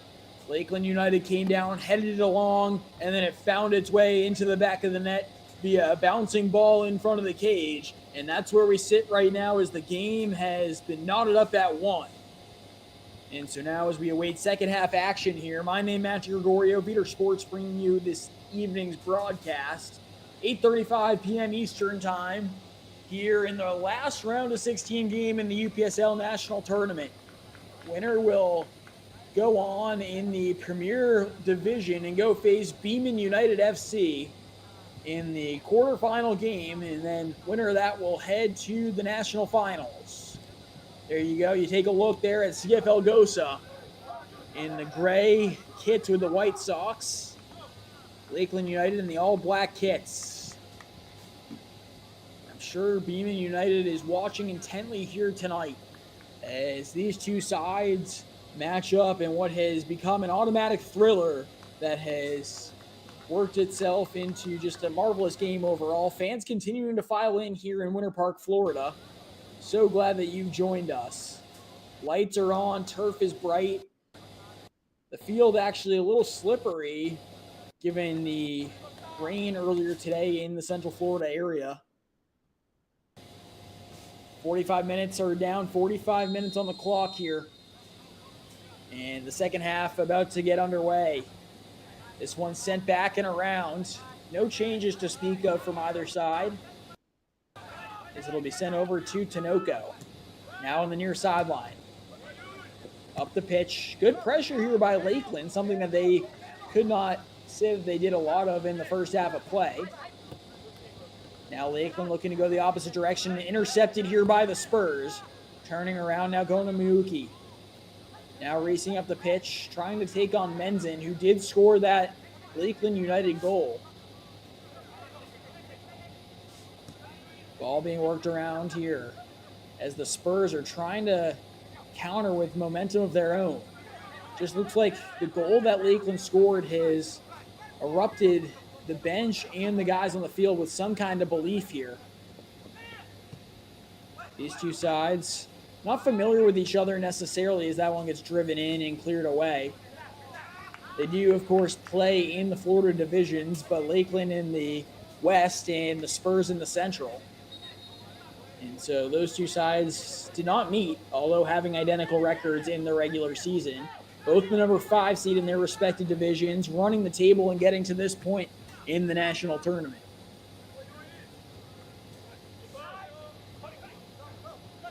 Taken down out of the air now. It's Aristis Koloniadis. Koloniadis, the leading goal scorer for this Spurs side. Oh, so dangerous is number 9 in the gray. Also saw Bernardo Lanza there work up the field. Koloniadis and Lanza have gone back and forth a couple times in this match. So it'll be interesting to keep our eyes on there. As you see, there was Lanza who got the better of Koloniadis. Now going in the opposite direction, taking it out of the air. Here is Zhao Zalfa. Zalfa puts it down and unable to get it on net. Now they continue to work the ball around. We'll see who's going to pull the trigger here and put something on goal. It's going to be Zalfa who puts it in towards net, and that one cleared away. Still in the attacking third here. Lakeland not done. They'll move it over. Here's Victor Cavalcante. Taken down now in the attacking third. Good ball movement here by Miranda, who will touch it over to the near sideline. Chested down by Zhao Zalfa, and will go the way of Lakeland. So sustained pressure here in the first 2.5 minutes by the team in on the all-black. And Lakeland trying to punch their ticket into the quarterfinals. All knotted up at 1. It was the Spurs who struck first. Lakeland United quickly answering under 10 minutes later. This one bouncing around in the box and eventually cleared down by the Spurs. Taken now out of the air by Josh Ramos. Touched along, a good ball movement there. And now worked around here by Queso Tacheto. And that one driven in, headed down and headed along as it will be an offside. And at that point, anything could have gone there. We'll take another look at that play. And maybe if it did not get deflected there was going to be no offside. Interesting that they elected to touch the ball there. Gabriel Rock, Yuri Vasconcelos, there within the 18. And so now Lakeland United unable to get it on goal. And you got to feel, if you're CFL Gosa, that you just survived an onslaught, because they have just been on their heels the entirety of the second half as we approach the 50th minute of play here. This game cannot end in a draw. There's going to be someone winning, someone losing here tonight. And that's what makes the round of 16 so much fun. You get two teams that are so evenly matched at this point, and they find themselves from the same region, both used to this kind of weather, both used to the climate, and the delay has certainly played a factor. As you see the player go down there, right outside the box, and now it's going to be a problem for Lakeland. It's going to be the man for CFL Gosa, Aristis Koloniadis, who will stand over the ball here. Another really dangerous set piece. Not really too much of an angle to have a strike at goal, but bodies in the box. Height advantage certainly in favor of Lakeland right now. They've dropped back Victor Cavalcante, who's also the tallest player on the pitch right now. So that will play to the advantage. You see number 20 in all black. Here in Winter Park, 50th minute of play. Koloniadis on the strike, rips it in straight into the wall, however. Koloniadis gets the rebound and back into that wall as he'll stay with it here on the far side of the pitch. He drives it in, and that one will make its way out of play. And it will go out for a Spurs corner kick. So Koloniadis not done yet, as he'll get an opportunity here from the far side corner. Junior Souza giving out orders. It's a low liner in towards the back post. Dangerous opportunity and deflected away. Man, what a play that was by the defender, as it will work its way out of play. And you see the disappointment there on the face of Koloniadis and Akeem Flemings. We'll take another look at that. What a ball that was in there, and just shouldered away as Junior Souza was diving over past it. Still not out of the woods yet, as this one is deflected within the 18, very similar to how Lakeland scored their goal. And after the sustained pressure that Lakeland had, it's been now 2+ minutes of action in the opposite way for the CFL Gosa Spurs. Now a good one-touch in towards the 18. That one driven in and will be sent out for a throw-in on the far sideline. Koloniadis racing over. All the momentum now back in favor of the home side here. Zhao Zelfa has worked himself back from the center forward position, generally the number 9 for the Lakeland United Football Club. As Zelfa's back there now, and that one headed away out of danger. This game continues to live up to all the hype and expectations. All knotted up at one apiece. Back and forth we go here in Winter Park. That one cleared away, and so now a throw-in on the near sideline. It's going to be Angel Flores on it. He'll make his way down. Flores holding and finally gets it in. Now that one will be worked out of play. So just a tough scenario there, as that sequence just never came to fruition. Luis Poveda not able to keep it in. Koloniadis, the lone man to stay up top here for the Spurs.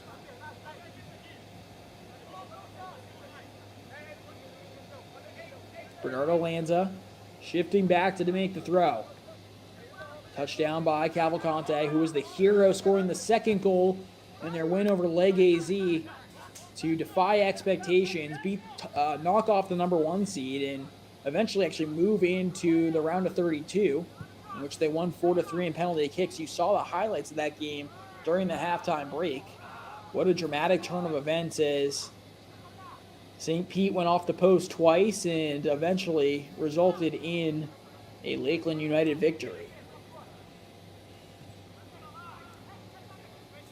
This one being played around now in the attacking half here for the Spurs. An opportunity coming on the far side of the pitch, and they kept it in for the moment, and the ball eventually working its way out of bounds here, so Lakeland will take over. 54th minute of play, so about 10 minutes gone here.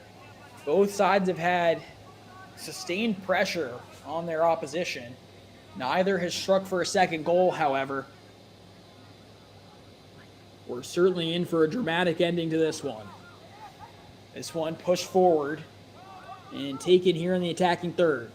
The Spurs looking to try to indulge on offense, as that's going to be turned and moved the opposite direction by Lakeland. Both these sides have certainly done a good job at matching the other's energy, matching the other's momentum. And the defensive lines and offensive opportunities have certainly correlated and met themselves directly in the middle, with both teams all knotted up right now at a goal apiece. And here comes that long throw in right towards goal, and Junior Souza having to give a little mini leap there to save that. Ball now being moved down the pitch here quickly by Souza. Lakeland trying to stretch it and move the ball downfield as Menzin, the goal scorer, unable to hold on to it in possession. Now working the ball the other way. Lakeland does a good job at backing up there and retreating to make the defensive effort. And with that effort, Lakeland will actually gain the opportunity going the other way. See the clipping there. Jennings on that. And so Lakeland will move all their numbers up to Captain Miranda, who's wearing the armband here tonight. The center back will put it on the turf and quickly play it over. It was Kwesi Caesar, number 6, actually, on the foul. Taken here, a long outlet pass back to Souza. Taken in possession here by Lakeland. Good ball movement here as they'll touch it along. Here is Caio Techedo. Techedo's had a nice night for himself here. That one kept in, driven down into space, and eventually cleared out of play. So it'll be a turnover and go the way of CFL Gosa. There is a wild card on the bench right now, Caden Maldonado. He is the joker here tonight, I guess, if you're going with that kind of reference. So he's the guy that you can take a look at, who has a lot of experience for this Lakeland side, who has gone out there and has scored plenty of goals this season in big-time moments. And Caden Maldonado, so talented in his own right, has done a great job at coming off the bench this season. And tonight I would expect nothing less, as we can certainly expect Maldonado to make an appearance before this one has met its end. Working out a play, and we may see a substitution here, actually. We'll see if they elect to make the change. Ball actually going to be moved back there. Unsure if there was a substitution made, as Miranda will send that one up.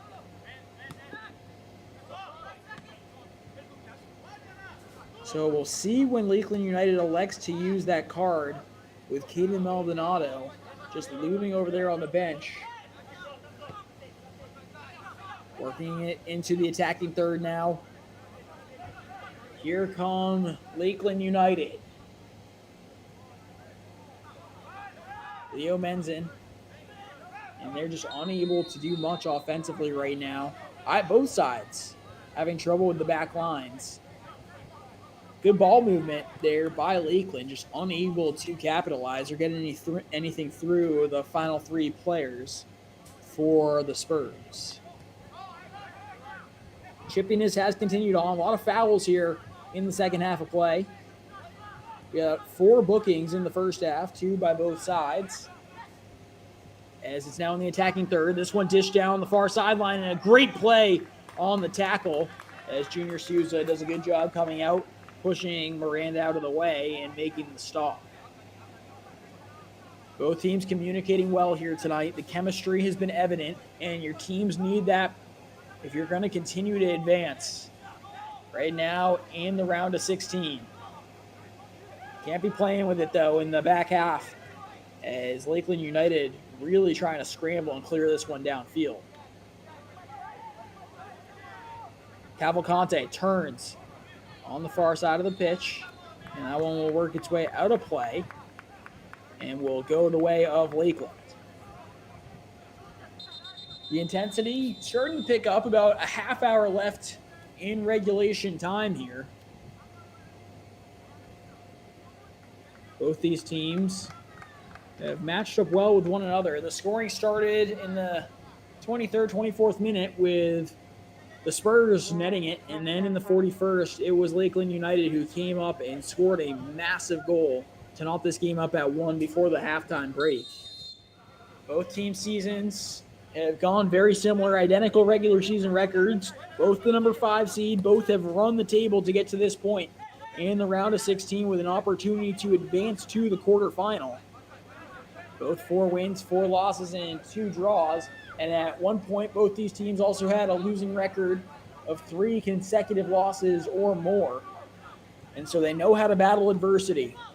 And right now, both these teams are going to have to dig deep if they want to come up and become victorious in this one, as it's a good one-touch over by Cavalcante, but into an offside position.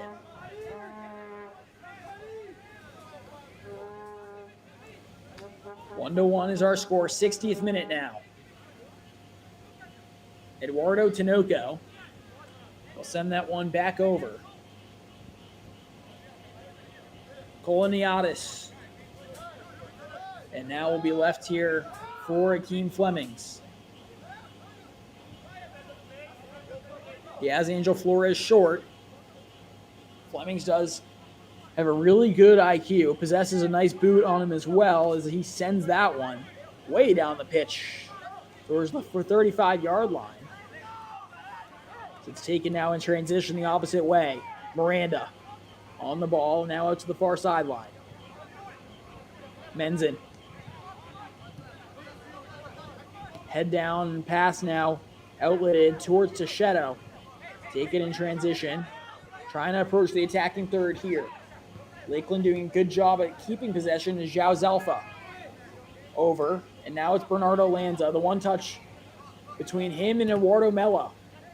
Mello, and now Lanza, and Lanza will let that one be deflected out as he'll have his troops move forward here in the 61st. Quite possibly an opportunity very similar to the one that they scored on in the first half of play, as Lakeland and CFL Gosa are all knotted up at 1 apiece.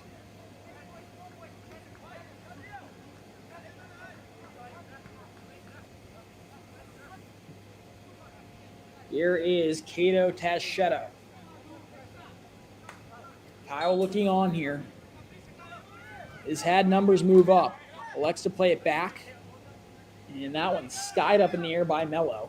And goaltender Tinoco first to get to it, and that one's volleyed in, and they score! What a goal there by Lakeland United, who have shocked everyone and taken the lead. And that one can certainly come into question after Eduardo Tinoco came out and just punched it back. And what a goal it is here. Victor Cavalcante just chipping that one back in and delivering the strike that gives Lakeland United the lead, and they go celebrate with their teammates.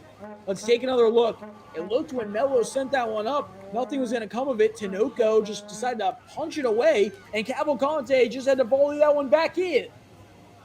The simplicity of that goal, Victor Cavalcante, no real celebration. However, he knows plenty of time remaining. Over 28 minutes to go here. If Lakeland United wants to hold on and move themselves into the quarterfinal action in the UPSL playoffs. And so a crazy turn of events after the Spurs scored first. It's now Lakeland United who has scored 2 consecutive goals. One at the tail end of the first half, and now one here in the middle portion of the second frame.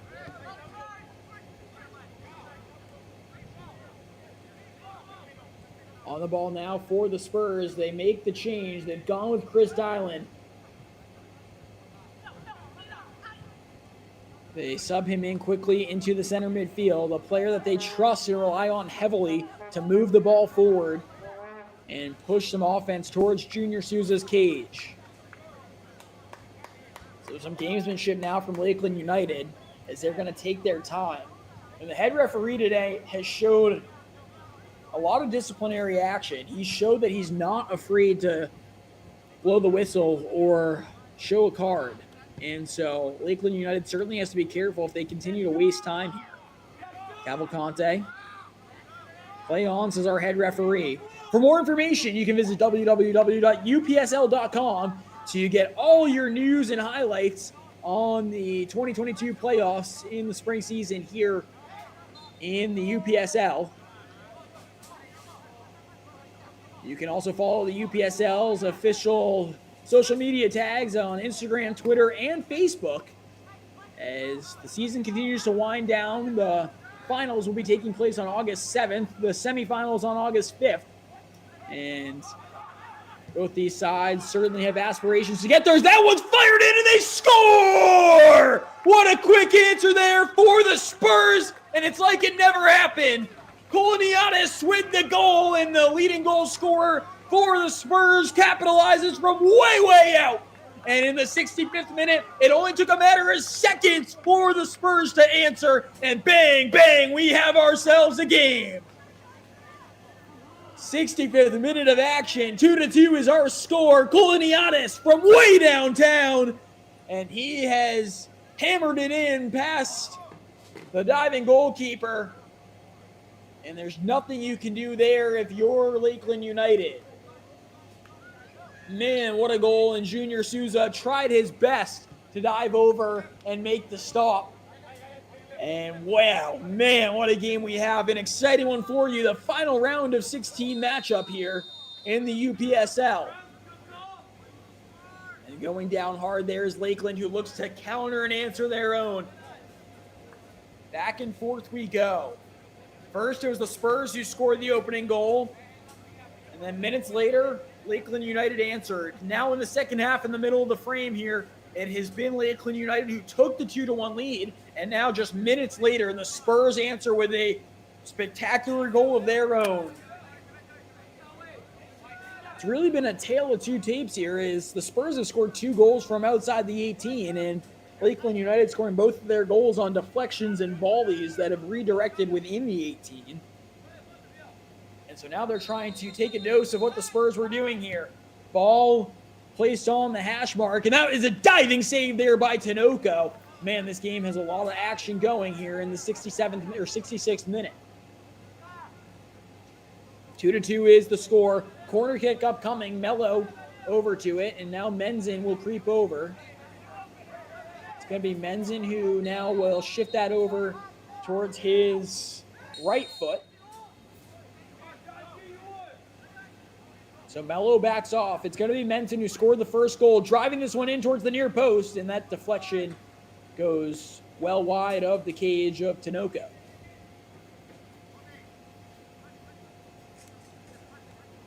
Beeman United FC awaits the winner of this one in the quarterfinals. Winner of that game will place the winner of Chicago Nation and Greensboro FC. On the other side of the bracket, it's Davis Legacy taking on Orange County Football Club, and UDA Soccer versus Murciélagos FC. And so those are the 7 teams through. The 8th team to join them in the quarterfinals is the winner of our match here today between the Spurs and Lakeland United. 68th minute now. Clock continuing to move higher and higher as we approach the 90th. Taken down in the attacking third and quickly cleared down the pitch by the Spurs. Kwesi Cesar. That one headed back towards Tinoco's goal. Keller Barrett will watch that one back as well. Played his collegiate ball at Rollins College. As that one sent to the midfield line. Taken out of the air, now volleyed forward. And the freshly substituted Chris Dalen is unable to get to it. Nonetheless, they say Miranda may have deflected that. Caio Bachetto trying to plead his case, as well as Bernardo Lanza. Nonetheless, it will go the way of the Spurs here. 2-2 remains the scoreline. Here is Flores. That one fired in towards the back post. Deflected and slowly creeping its way over. Options here as that one's driven way over, and that would have been 3 points if we were playing American football. Over, up, and through, and good from 30 yards out. Nonetheless, a goal kick upcoming here for Lakeland. I've not mentioned Rodolfo Alvarez's name. He made a good play there. for the Spurs. As these two teams with identical records coming in, trying to will their way out of this contest. This is probably one of the tougher games that they've played all season long up to this point, given the nature, of course, of it being a winner-go-home game. Although they've been used to the pressures of that. Every game for them in the past 4 or 5 has been a winner-go-home game. And so, with the tensions rising and that ball going and soaring over the cage, we just have to sit and wait for the dramatics to unfold before our eyes in the 70th minute. 20-plus minutes to go. Junior Souza will take his time to go and collect. These two sides, both very excited to come in. Of course, Lakeland United, a very new side, just a year old in the UPSL. Take it at the midfield line. Here's Bichette. One touch over, Cavalcante. And they shift it over to Miranda. The captain finds time and space here. Good ball movement by Lakeland, but better attacking as numbers move forward in the opposite direction here for the Spurs, and they'll slow it down. Could have been an attack going the other way from Michael Landau, who has been subbed in here in the recent minutes. Miranda up the near sideline. Touch back, and now they move the ball forward. Good play there by João Zelfa. Now on the far sideline. Touched and sent forward, and that's just not enough mustard on that one. Bernardo Lanza was there. Same with Miranda, who will tug on the jersey and be whistled down. And he'll be shown a yellow card. So the star center back here for Lakeland, given the booking, it's probably a smart play, however, so that he could get all the way back on the pitch. And you'll take the booking in favor of not allowing a fast break opportunity the other way. Here's Akeem Flemings.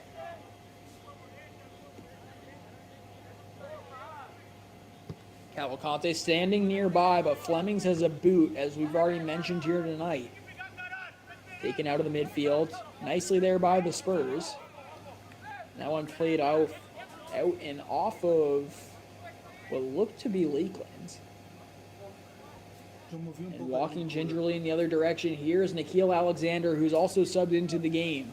So a lot of fresh faces out there on the pitch. Alexander has joined the action. This one's sent over and touched over by Flores. Junior Souza will come out. No harm, no foul there. Poloniatis remains out there as the right wing, it looks like, after he scored that brilliant goal to knock the game up at 2 apiece. Now Victor Cavalcante. In transition, it's Flores the other way. Touch back to Flemings. Now it's Zalfa. Lakeland turning it over in their attacking third, and the player's down, and you got to watch out. Victor Cavalcante, the tall body, hands on the head, and here comes the athletic training staff. Lakeland United is really relying heavily upon the man who scored their second goal. They've even pushed him up to create more offense as he scored a huge goal, which ended up being the game winner against Leg AZ to clinch the West Division in the Florida UPSL Premier League. So these are the last two teams remaining in the state of Florida here. I mentioned winner will go on to face Beeman United, who just beat Georgia FC. And it's good to see Cavalcante come up here. 2 more athletic training staff members go out there. Although Cavalcante not putting any weight on that right leg. That's not a good sign if you're a Lakeland United fan, one of your top players right now, unable to put any weight of any kind onto his right leg. The referee continuing to talk now with the Spurs. So we could see our first substitution of the game here for Lakeland United. And I mentioned they do have a couple cards that they could play, including Caden Maldonado, who brings a very intense offensive mindset. And so if Cavalcante cannot continue, I would assume that Maldonado would be a very good option. And here he's come. Caden Maldonado has entered the pitch. So Cavalcante's evening is done. Maldonado onto the field here. He's very dangerous. Very, very dangerous for Lakeland. And that is the substitute that if you're a Spurs fan, you got to keep your eye on. For the Spurs, they have made a few very dangerous substitutes of their own. And right now, it seems to be a back-and-forth game. Literally anyone can come out and be the hero here tonight. And we've seen two different types of goals scored here tonight, deflections and very finesse shots that have found the back of the net here past both goalkeepers. Junior Souza and Tinoco have found a tough time at stopping the deflections and the far shots, as he saw one way out there. And Tinoco never even challenged, as Eduardo does a good job at getting over and retrieving the ball for the goal kick. 75th minute of play here, just 15 minutes to go in regulation time. The Spurs have not had to go into extra time yet here in the national portion of the tournament.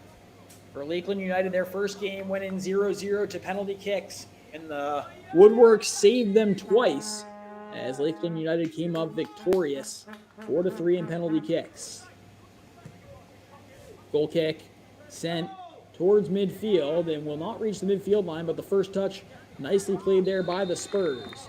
Contact, play on, says the referee, and eventually he'll blow the whistle. And so the Spurs will move the numbers up now, as CFL Gosa certainly wants to try to find the edge on the scoreboard here once again. And it looks like they're going to make another substitution here. We'll see who's going to come on and check in. As we take a look at the AR, the fourth official over there on the far sideline is actually going to wave the action on to the center referee. Taken now. And the turnover here could be costly, but a nice step up. Contact made, and down hard goes both players. But it was Bernardo Lanza who got the brunt of the hit, and we get another yellow card here. So we'll take another look at the contact. It was a 50-50 ball, but once Lanza had got there, you saw the contact was a little bit extra. Not too much. You know, those contacts are going to happen, but certainly you could have seen the players kind of back off there. It was a tough play all the way around, as Akeem Fleming's just unable to back off. And so he'll be given the yellow card. Going the other way here is Lakeland, and Menzin will be tripped up, and so we'll get another foul here. We're going to see, it looks like it's going against Lakeland, and so actually it's going to go against the Spurs, and they're in disbelief right now. They're not happy. It's about 30 yards outside of goal right now. An opportunity to take the lead here for Lakeland United. Hands on the head.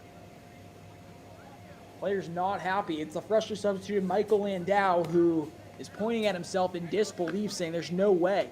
But the head referee saw the foul immediately, and now working over here is Lakeland for an attempt to try to break the ice here.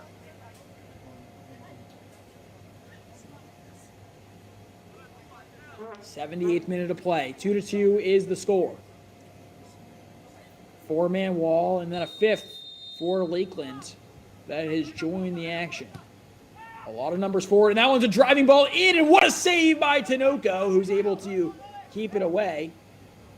Now on the touchline, and it goes out of play, so a corner kick now upcoming here for Lakeland. But let's take a look at the kick, and it was one of those plays, one of the instances that I talked about in the opening of the broadcast. This turf is slick and slippery, and right there, that took an uncharacteristic bounce on Eduardo Tinoco. He was able to get his palms down, fingers down towards the ground in an awkward situation and make the stop, as that one goes over the crossbar and out of play for a goal kick. Take another look at that set piece opportunity from the left side, or the near side corner kick, a left-footed boot, and the header just not to be there. Gabriel Rock had made his way down into a dangerous area. 79th minute now as we approach 10 minutes to play here in regulation. Is a team going to strike and move themselves into the quarterfinals?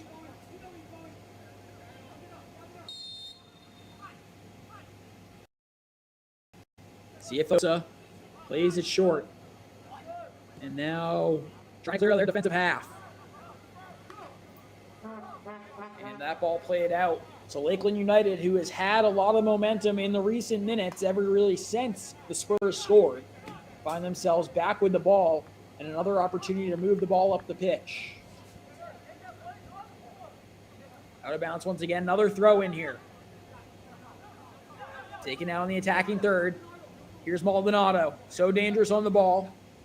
He'll turn and send this one back. Nice touch over. Out to Shadow. And not much there for Bernardo Alonso. Here's to Shadow. Up forward there. Kept in actually inadvertently. Looking for Maldonado there was Lanza. And that one will make its way out towards the near sideline and actually kept in play. And what a bizarre sequence that was. As it's eventually cleared back to Junior Souza.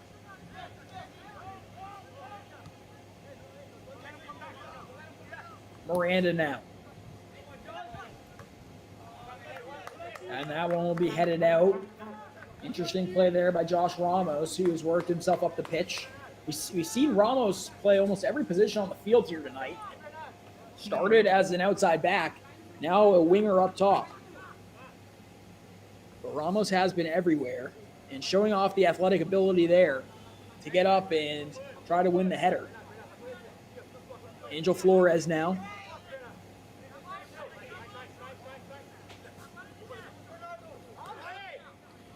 Fleming's dribbling along the near sideline.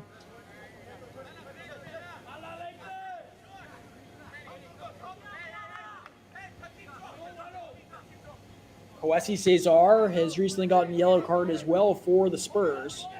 So that's another eye to keep on. Cesar wearing number 6 in the gray.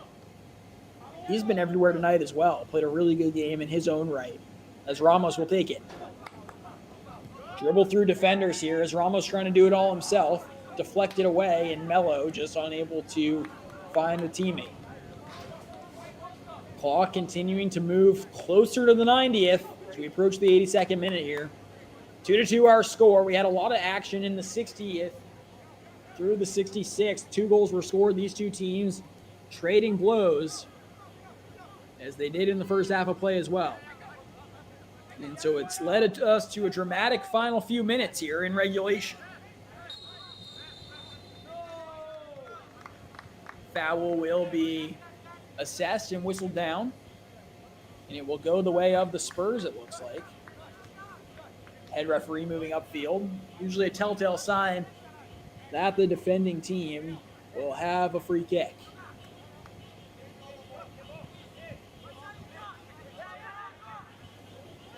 Here's Flemings. He uses that strong kick of his to play it upfield. Nicely headed along here. Now into the attacking third. Looking for somebody, and that one cleared away. But out of play for a corner kick and a set-piece opportunity coming up here for the Spurs. Their first real one since they scored almost 20 minutes ago.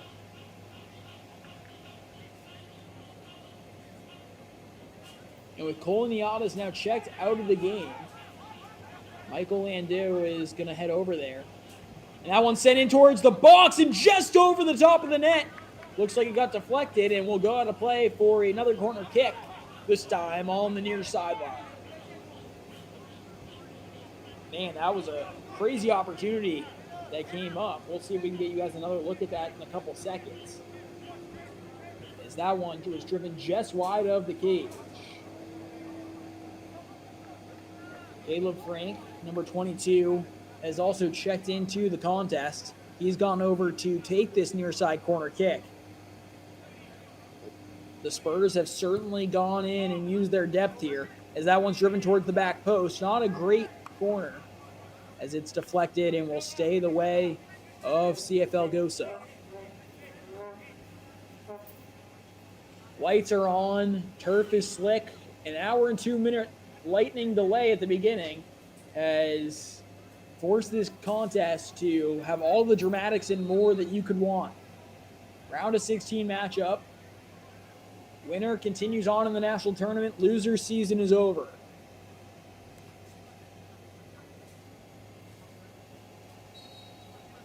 It's the Spurs now in the last couple minutes on attack.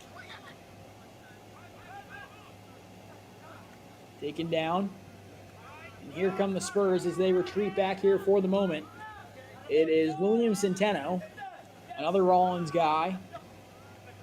But Ramos comes over. Taken here is Cesar. That one clipped and will be deflected out of play. So another corner kick yet again coming up here. And we'll see if they continue to go with Caleb Frank from that near side corner, if they elect to use somebody else. And it looks like it's going to be Frank here once again. We'll see if he can put a little less mustard on this one. He put a little too much oomph on it last time and just went over the top of the cage. This one played on a line, a shot coming in, and that one deflected away. Here's Frank once again chipping it over, cleared out for the moment, and that one skied over the cage. Dangerous opportunity. And you see the hands on the head there for Lakeland. That one could have been a mess. That was a really dangerous opportunity. Maybe the last opportunity that the Spurs will get in regulation there. Not sure if they called offsides eventually. Nonetheless, you saw the hands go on the head of Caio Teixeira, knowing just how close that was. And now Junior Souza soars this one towards midfield. Taken out of the air. Now taken down. Here comes Lakeland going the other way. A lot of the action here tonight in both halves have been towards this side of the field here in Winter Park. Feels almost like this one is on an incline going this way towards the north side of the pitch. It was first the Spurs and now Lakeland United who get the opportunity to attack that side.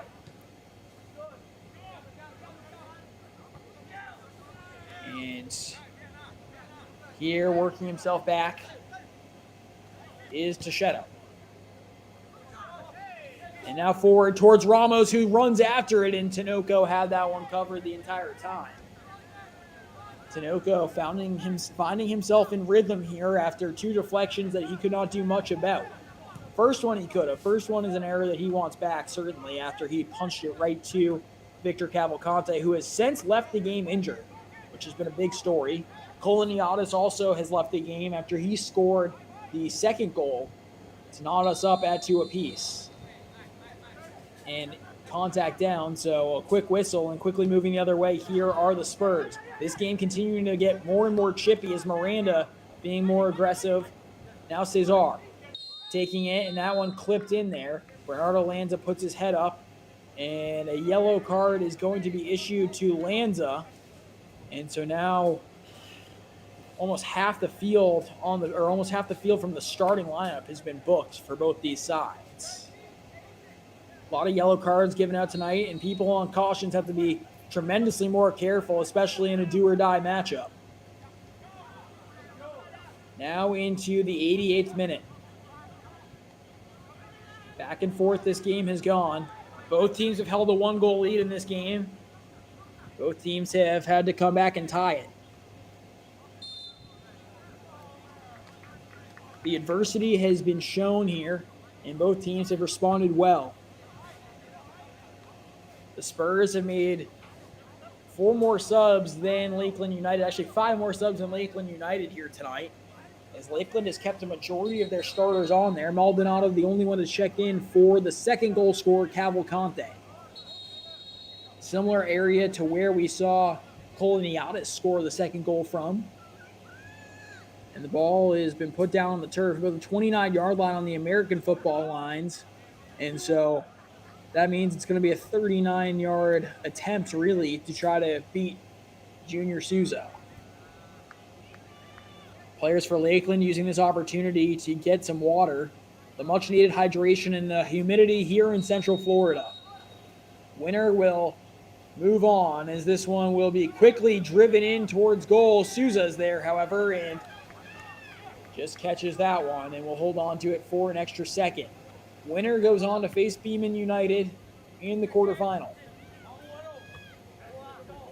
Both teams advancing out of the round of 32 after running the table to win their respective division here in the UPSL. And here is Maldonado touching it forward. it's Menzen, who did have the first goal for Lakeland United, and that one just too far out of the reach for Ramos. He's not happy, slams his fists on the turf after Yuri Vasconcelos was unable to get him the ball. Lakeland United defeated St. Petersburg FC Aztecs by a final score of 4-3 on penalty kicks after they went the distance, knotted up at 0. For CFL Gosa Spurs, they defeated Florida Soccer Soldiers 2-1 to advance to being the final two teams in the state of Florida here in the UPSL. Now one of the substitutes is going to take it. That was Caleb Frank, who has been really active. He's taken 2 critical corner kicks for CFL Gosa. Is another foul, and that's going to be another booking shown here tonight. And so really now, this Lakeland side has to be extra careful. We approach the 90th minute of play here in Winter Park, Florida. 2-2 is our score as extra time looms unless somebody can pull off a miracle here in stoppage time. Probably would expect about 2 to 3 minutes of extra added stoppage time here. We'll see how much the referee allows at his discretion. Good movement here on the ball by the Spurs. Is the intensity now about as high as you can get, and a tackle coming in, and this could be a huge issue here. No card. This Spurs side furious at the lack of card. That would have been a red card. And no card as you see Miranda, the captain, coming over to create distance between his players and the Spurs bench. Look to be Bernardo lands on that as well. 90th plus 1 now. And it looks like the bench is getting a warning here for the Spurs. They say no more, no more. And the head referee has had enough of that sideline, and so now he's going to allow the play to come up here momentarily. Standing over it is Frank. Caleb Frank. And now he has retreated, so it's going to be sent down short there by Hayden Smethurst, who has been a critical part of this Spurs team throughout the season. Smethurst scored the game-winning goal to advance them to this stage for the Spurs, as that one will go out of play. Now we'll see Frank make his way over. Smethurst will get to the top of the box in his spot, and what could be the final opportunity here of regulation time. 90th plus 2 now for Lakeland. And the Spurs will deliver this one low, and it's deflected away just out of the box for the moment. Flores turning on it, and it's going to be a handball, it looked like, and now you see Flores go down a little easily. Referee doing his best job to keep these two sides away from one another, as things have really started to get chippy out there. But the referees tonight have done a real nice job at keeping this game in hand as we approach as we work ourselves actually into the 3rd minute of stoppage time. I would assume that this would be the last minute or so of stoppage time. No word yet. Junior Souza hands up, a little confusion right now as Miranda stands back there as well. See on the near sideline, it's Caio Teixeira who had his hands raised up in the air. And now the head referee is going over and having excess words with the head coach for the Spurs. And that does not look like a very pleasant conversation right now. Both with heated words, and now the referee will give the head coach a yellow card. And so they was just waiting for it. He wanted it, asked for it, and the referee decided to show him the booking. As Miranda sends a real long boot up the pitch. No one touches it on the first time, and that will bounce out of play here as we're in the 90th plus 4. And it looked like the whistle has been called. So we head to extra time here. At the end of regulation, it's the Spurs 2, Lakeland United 2. Both sides unable to get it done in regulation. So we're on to some more soccer as we've hit a break. And we'll be back with the added time after this here on Beer Production.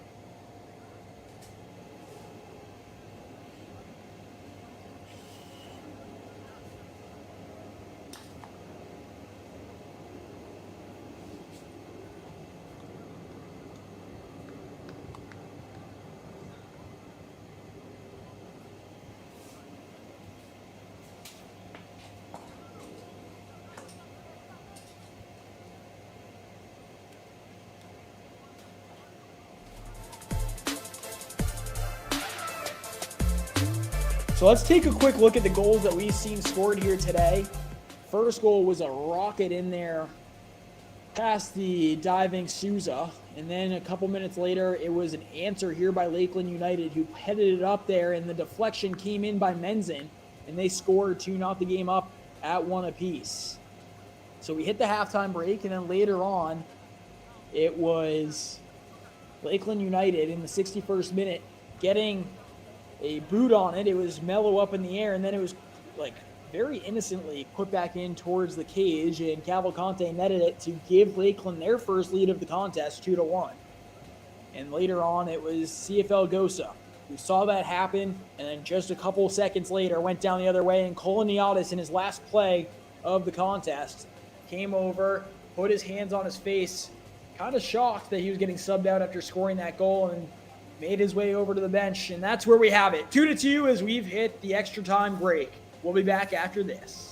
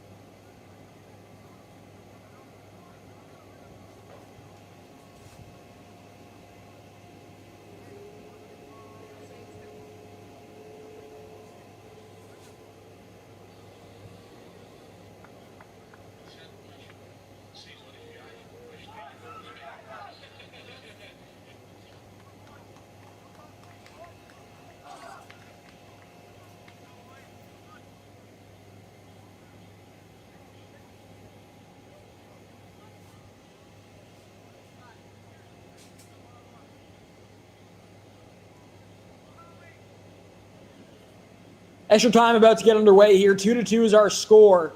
Lakeland United found themselves down 1-0 early on, knotted themselves back at 1-1, and then actually took the lead 2-1, and then CFL Gosa Spurs found their way back in, knotting the game up at 2 apiece. Winner of this game will be heading on to the Southeast Regional Final and the quarterfinal of the national tournament. It's against Beeman United FC up at Blanchard Woods Park in Georgia. Right outside of the Columbia area. 5 p.m. Eastern time start, 2 p.m. Pacific.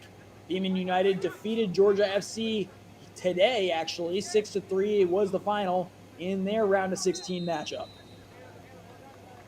So Miranda will get the call here. We got 2 15-minute periods actually for you. No golden goal scenario here, so we'll play another 30 minutes of soccer.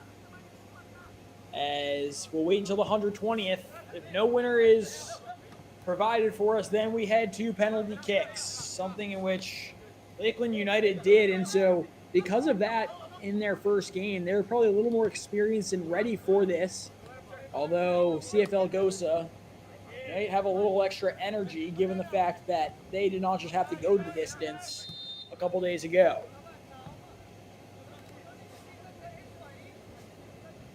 A lot of players under bookings for both sides right now, but more in favor of Lakeland United. If you're just joining us, Lakeland United in the all-black kits, CFL Gosa, in the all-grays, as the game is knotted up at 2 apiece. Now played over time and space here for the Spurs as they will drive that one towards the back post. And nobody home. And so with that, the game stays knotted up at 2 apiece. Seen a lot more subs by way of CFL Gosa, and Chris Dillon, one of the players there, number 7, streaking down the near side of the pitch, have found themselves with a lot more fresh feet.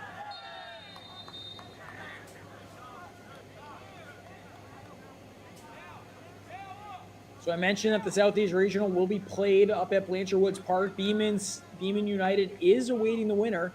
That is at 5 p.m. Eastern time, 2 p.m. Pacific times on Saturday, July 23rd. So 6 days from now, one of these two teams will head from this Central Florida location and head up to Columbia, Georgia, where they will find themselves in a dogfight between Beeman and the winner of this game. So Beeman United already has punched their ticket. As one of these two will eventually get there, as well as Maldonado will take this one out of the air, try to create time and space here. He'll put it on his left, now circle around on his right, and eventually coming back nicely was Dillon there. And now this ball's driven, taken here out of the air by Maldonado. Now to the back line. Here's Miranda. They'll send this one forward, turning and going as Flores forced to work his way back. Now taken in the box, here's Menzin, who scored the first goal for Lakeland United, but nothing doing there. Dillon will work himself back. He trips up over the ball here. Going the opposite direction is Lakeland, and that seemed like a free possession there that they could not take advantage of.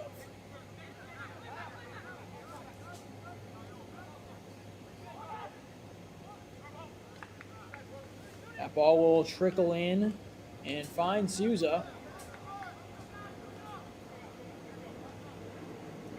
Beeman United winning 6-3 over Georgia FC. As this one continues to roll on, about 10 minutes to go here in the first period of extra time. Once again, 2 15-minute periods. Lakeland United in their round of 32 game went the distance against St. Petersburg, eventually winning by way of 4-3. Final score in penalty kicks. So they've been here. That game was actually 0-0 the entirety of it. 2-2 as both these teams have scored when they needed to. Now Junior Souza comes out, a dangerous opportunity in, and it goes just inside of the post, and so it won't make its way into the net. And Cesar is not too pleased about it, but what a play it was by Junior Souza to come out and cut off the angle there. And that's the only reason why Cesar forced to push it rather than put it directly on goal because of the way Souza came out. And the defenders coming back, including Miranda there. And so what a nice play. Junior Souza, for the third time today, has cut off the angle, and in that north side of the pitch goal mouth here in Ware Park, he has been the difference.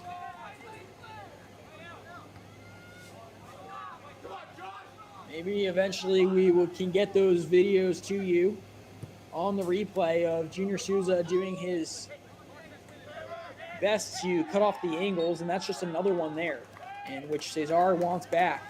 And now we'll see it go the way of Lakeland here as the Spurs now seem a little more gassed out there, although Lakeland United is going to take their time to move the numbers up.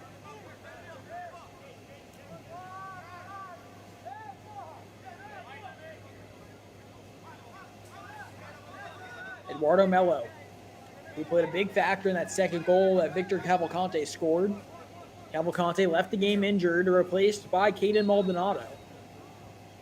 So now Melo stands over it, about 40 yards away from goal. He'll send this one in. Dangerous opportunity. Still clipping around, bouncing around inside the 18. And nice play there by Tinoco to go over as Eduardo Tinoco hops on it. And it looks like Ramos is a little banged up there, holding his neck and shoulder.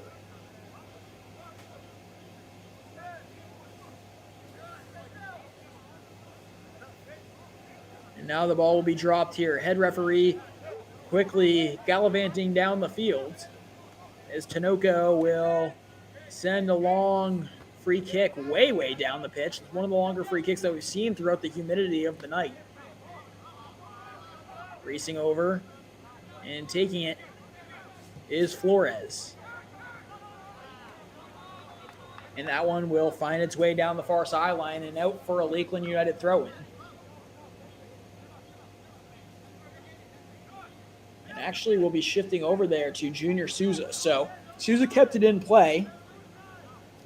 Cesar and Souza both mutually agreed that Souza's just going to pick that one up. Neither wanted to exert too much energy there.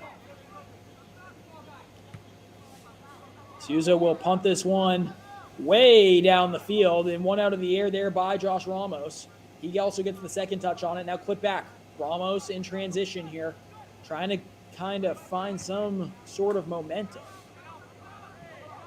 And now it's on to the far sideline, pushing down there, and we'll get another foul as Caio Teixeira goes down. Frank is going to be whistled on the foul. Now Miranda will go over there.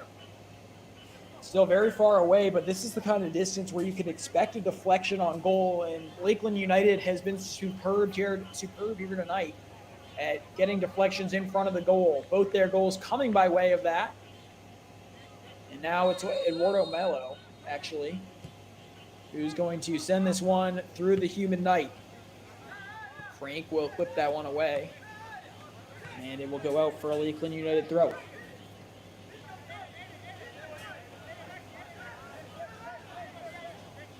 Aiden Smethurst, one of the few players who remain out there right now for the Spurs.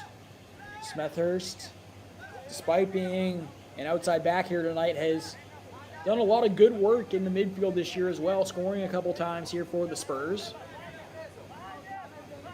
He'll be relied upon heavily, though, as this Melo throw-in comes in. Headed outside the box by Dylan. And now up forward, trying to find Cesar.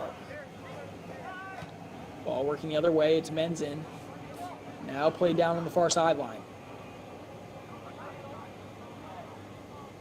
And here it is. Working himself in was Fleming. This is one of the few starters who remain out there for the Spurs. In the midfield now. Menzin. Touching. Now to Shadow. And finding Josh Ramos. And we're going to see a slide tackle there. And hands on the head. None too pleased on the call was Maldonado. I don't think he got booked necessarily, but he's very upset as there's a real eye-opening opportunity upcoming there for Lakeland.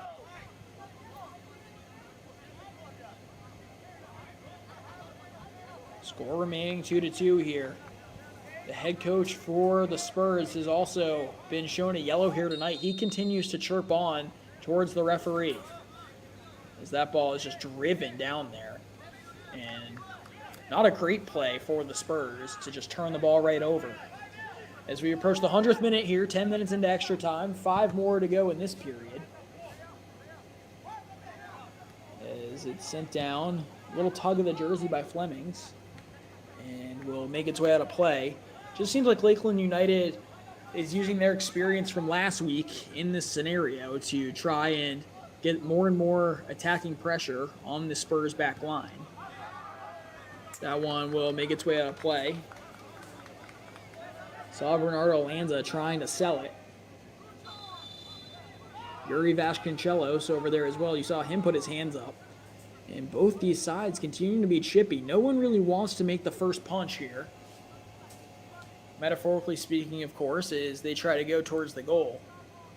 Ramos now watching on as the head referee is writing something down in his book. I'm not sure what happened. Flores is speaking to the head referee. Fourth official has come over as well as the far side AR.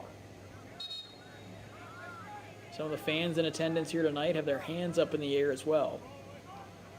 Just trying to figure out what's going on as there's been a yellow card that was taken out. Trying to figure out who that was assessed to.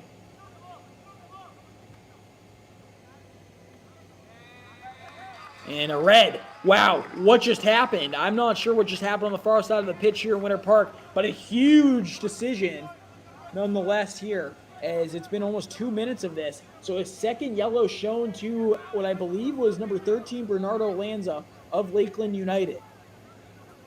And that is a huge turn of events here, as Lakeland will go down to 10 men with this game in extra time.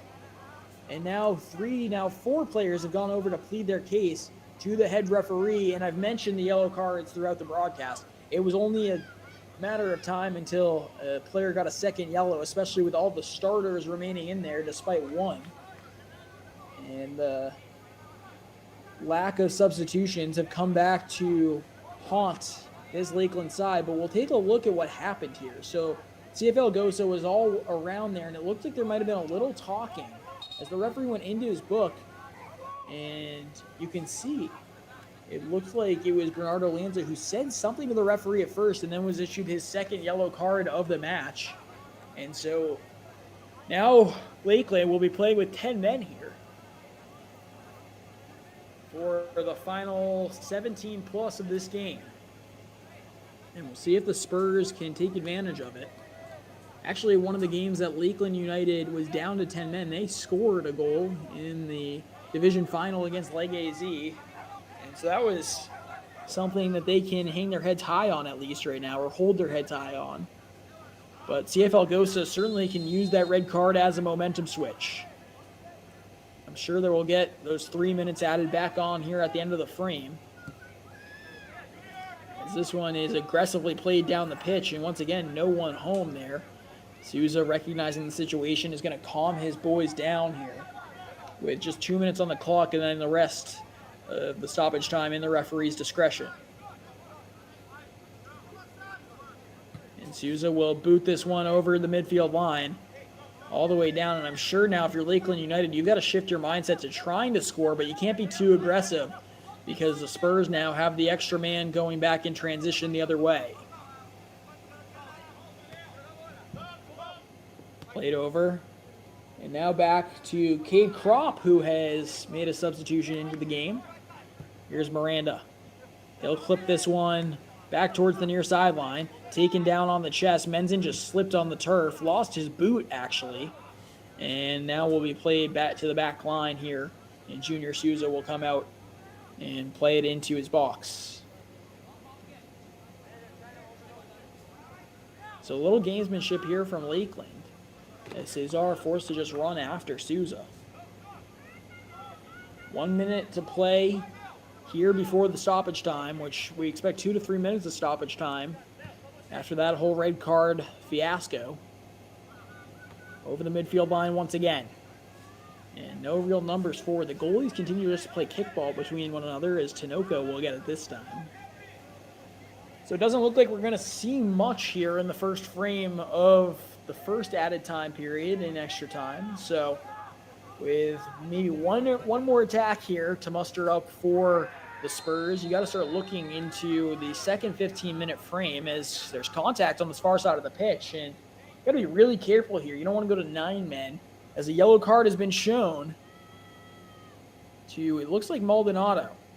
So he's got to be extra careful now as Maldonado, who's the first substitute coming in for Cavalcante, will be booked.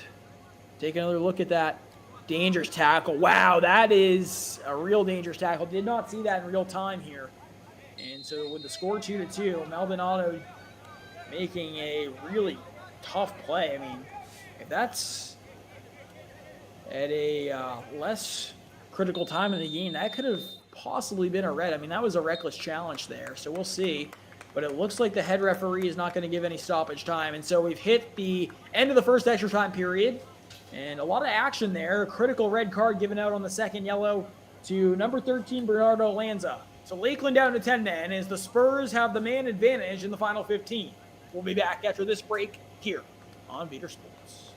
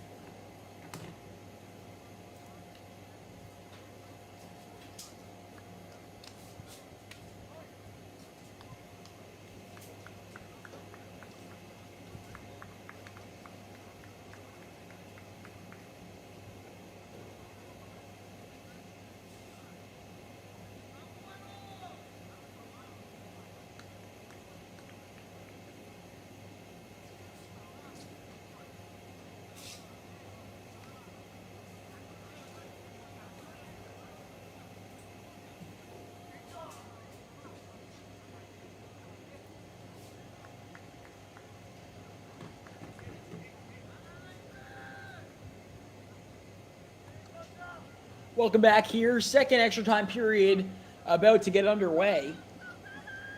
Microphone seemed to have cut out there. And so now we're back here, 105th minute. So we'll have 15 more minutes to play here as the Spurs have the man advantage.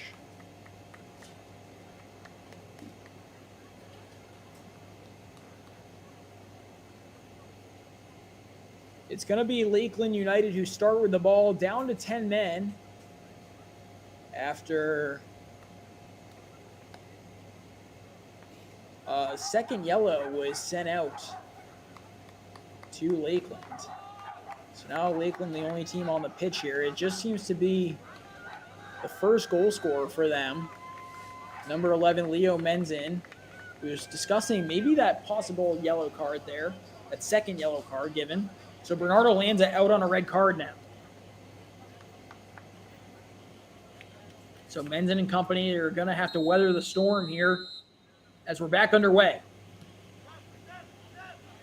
This one's sent over and all the way in the backfield. Junior Souza, and I would almost guarantee that Lakeland United is not going to push a whole heck of a lot here as it's played downfield. Taken and sent out to the far sideline. So happy that you've joined us. UPSL, final round of 16 game. Winner will go on to face Beeman United, who defeated Georgia FC 6-3 to get to the Southeast Regional Final. Also the quarterfinal. Winner of that will head to the Final Four. Winner of this game in Beeman United will play at Blanchard Woods Park in Georgia, 2 p.m. Pacific time, 5 p.m. on the East Coast, as that one will be played out of harm's way by Flemings.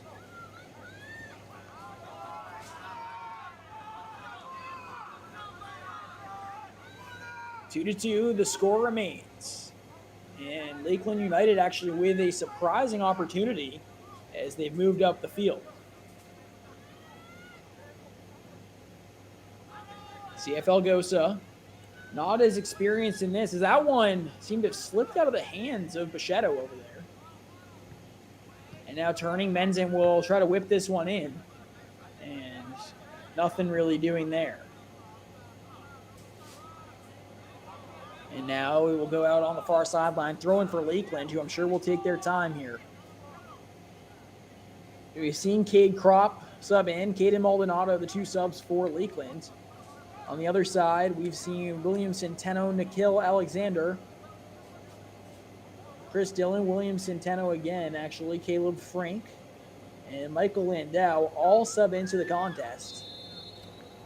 As Eduardo Tinoco remains in the cage for the Spurs, Lakeland United's keeper has also been spectacular here in the dying moments, which is Junior Souza, who has had a lot of experience up to this point.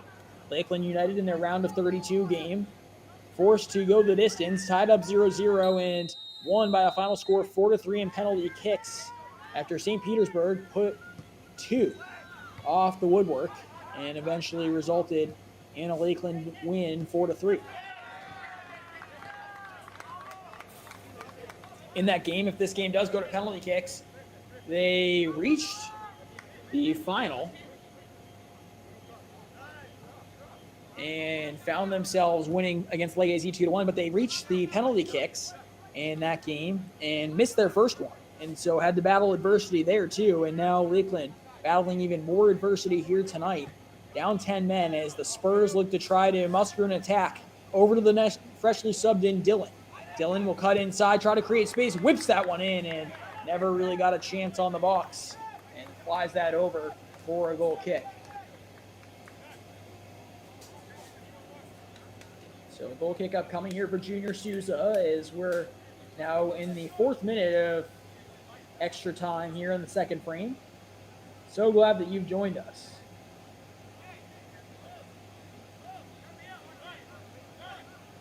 Souza waving some players in as Miranda has now stepped back, looking as if he's going to take the goal kick, and it's smart that you leave an extra defender back there with your team only down to 10. First bounce, no one got, and now Josh Ramos will be whistled down on the foul, so the Spurs will take it.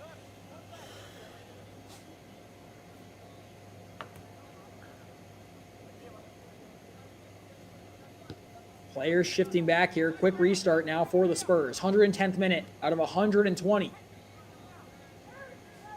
The Spurs trying to move the ball forward here. Cesar. And now it's a turnover to Miranda, who pushes forward. Great body positioning by the tall center back. Now played down as Flores will race after it. And maybe a little clip. Maldonado wanted it, and that one is certainly a second foul. And so no more play on, says the referee. Quick restart now as Ramos will continue to go forward. Ramos into a scoring opportunity and just played out too far.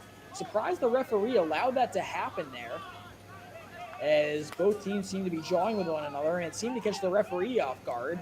Nonetheless, We'll take another look at it. So that was the quick foul. A nice, smart play there by Menzin to get the quick stop here. The referee has a quick word there. Menzin gets up, sees that Ramos has a lane, and elects to use him, but that first touch just too far out of the pacing of Josh Ramos. So now clock is stopped right now on the graphic. We're about at the tail end of the 111th minute right now. We'll try to get that back up for you guys momentarily.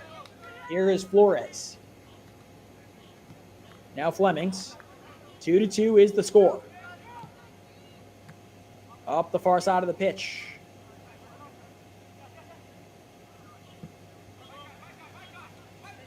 And over to Dylan. Dylan settles it. A one-on-one opportunity here. Dylan tried to cut inside. Miranda there, now clipped out in front. And Souza with the huge save there.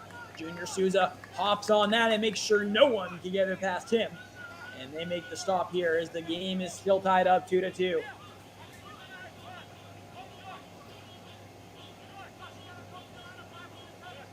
Souza will fire the punt downfield now. 112th minute. About 8 minutes to go here in the extra time second period. Turning on that is Teixeira. They'll fire this one forward. Taken out of the air by Menzin, who will turn on it. Now Ramos has Menzin, elects to go to Miranda, who now uses Menzin, and just the miscommunication there. Tough to move the ball in those close quarters. UPSL round of 16 is winding down. Back here, 113th minute. Nice job by our crew to get it back and working for you. 2-2. 10 men Lakeland United trying to weather the storm here as Ramos unable to get another good touch on it. So we'll go back to the Spurs. Spurs continuing to try to work the ball down the near sideline here. A lot of fresh bodies remain out there. With about 7 minutes to go. Far side of the pitch, Lights continuing to work down here in Winter Park, Florida. Winner on to the South Regional Final. And cleared down the pitch by Lakeland. Flemings.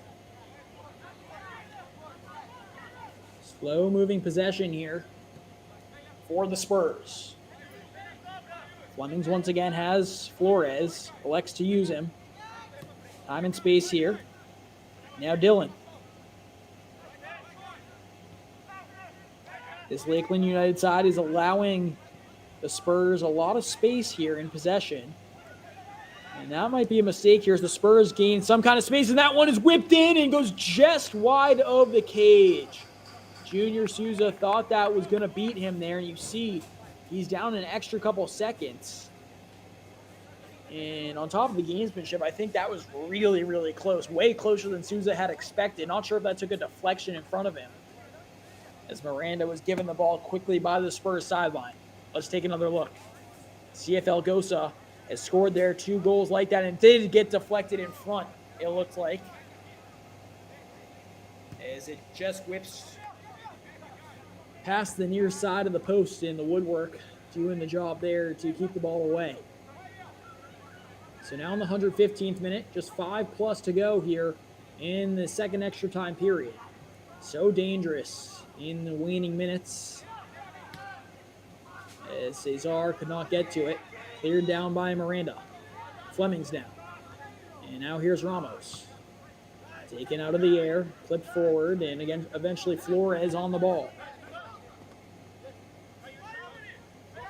The 1-2. And that one driven to the far sideline. Dangerous opportunity upcoming here for the Spurs. On the ball, trying to get a shot on net as he drives it into the box, and it goes just wide of the cage once again. You see the opportunity there. Man, what a play. Is just missing the header there on the deflection were the Spurs. And you see Souza down for the extra second. Trying to get a good look for you. It looked like Nikhil Alexander had worked his way all the way over. And so now Ramos will go take it on the throw-in attempt. Alexander has been another one of those guys who slotted in up top. Not playing your stereotypical number 9, more of a winger who has moved into a central position. Nonetheless, Alexander had found himself in a goal-scoring opportunity, and I'm sure the Spurs were expecting him to at least give a little bit of a better effort there, although not much you can do when that ball is soaring past your face. So Lakeland will take it over here with 4+ to play. Right now it seems as if penalty kicks are looming. And it will go out of play here. Looks like players are cramping from both sides. This time it's William Centeno down, the Rollins man. Take a look at that throw-in. See what happened to Centeno there. Inadvertent contact. Centeno trying to get the whistle on to Ramos. And so now it is deflected and will go the way of the Spurs. Spurs are led by head coach John Ashley. Ashley's already been given a yellow card here today. For Lakeland United, they're led by Salgado, Tuan Salgado, who is one of the reasons why Lakeland is where they are. Tuan Salgado has found Lakeland United a home here in Lakeland, Florida. Really close actually to this Winter Park area. And so Lakeland trying to do what not many teams in their first two seasons can do, and that's get into the national tournament and now try to advance into the final 8, into the quarterfinal in the South region. Final overall, and that's another trophy game. Call those hat and t-shirt games sometimes. Winners will sometimes get hats or t-shirts for winning. In this, the UPSL, they'll get a nice trophy, as well as they got one for the division win. Both teams won their respective division. Florida West Division in the Premier League is going to Lakeland. In the Central, in the Florida Premier, it was the Spurs. And so these two sides battling it out, both number 5 seeds in their respective conferences, both with the same record, 4 wins, 4 losses, and 2 draws, have run the table ever since. And they're meeting here in the round of 16. 118th minute. As the 119th approaches, Miranda. And Ramos just too far out of reach. That one will trickle out of play. And you see Flores realizing that his team has the extra man here, giving a little bit more will, a little bit more tenacity out there right now in favor of the Spurs, just due to the fact that they know they have the extra man. And sometimes the mental edge when you get a red card can be the entire difference. This one played back. The Spurs will gingerly play it around here, trying to work the ball forward to the midfield line. They look to get it into the attacking third. Not a great pass there, but they'll take it as they remain in possession. Centeno. Now this one driven towards the far side of the pitch here. They continue to try to use the wings, and that one will skip over the head. That could have been a dangerous opportunity upcoming, but the turf still slick from the rain here in Central Florida in the early afternoon. Had other plans there as that cross will skip over the head. Now Nikhil Alexander in the central midfield will take it. Drive this one over toward Dillon. A race for it. And Tichetto on it. And he'll drive this one towards the other sideline here once again. Lakeland could have just let that one go out of play. Instead, it's going to be a throw-in here, and I would assume a lot of numbers will move forward with 30 seconds really to go before that 120 minute shows up. Tayo Tichetto might be tested here once again on the near sideline. We'll see if the goaltender, Junior Souza, gets tested here. Good ball movement, and now as just as I say that, it finds its way out of play. So 2-2 remaining the score, and we approach the 120th minute here. It looks as if we're going to be heading to penalty kicks, as the two teams will slowly move off the pitch. The throw-in comes in, actually, so we're going to continue on. Both teams started towards the bench. The head coaches actually were willing them in. And the head referee said, no, we continue on here. So we're in the 120th plus. And this could be another opportunity here as a bizarre scenario has continued to get more and more bizarre. Tayo Tichetto sends it over there and will work its way out of play. And so now as the referee takes a peek at his watch, he actually says it's going the way of Lakeland. So maybe one last gasp here for Lakeland United, as all numbers have now moved forward, or moved back, for the Spurs. A few players have moved forward here for Lakeland. Of course, up to the referee's decision now on when he wants to go. Lakeland just kind of holding it in the corner, and they seem content just to run the clock out here. They put the ball in towards the back post. Ramos is there, and he could not get it to go. Could have been in an offside position there, as we'll take another look. That ball sent in towards Ramos. He tried to get up with the scissor kick, and just an inch too far out of his reach there. And now it looks like the whistle has been blown. And so penalty kicks, they were on the horizon the entire time. We've reached them here in Florida as these two teams in Winter Park continue to battle it out. It's Lakeland United 2, CFL Gosa 2. As we'll stay right here, the UPSL round of 16 final game has found its way into penalty kicks. Both teams are going to be shooting down the north end, it looks like, as we're going to try to get you guys some more information as it continues on. So happy that you've joined us here, both sides talking. Miranda, one of the captains, talking. So it's Lakeland United, who in their last game found themselves directly in this scenario, winning by a final score of 4-3 in penalty kicks. 0-0 was the score up until that point, however, as the two teams have collided over there, exchanging words.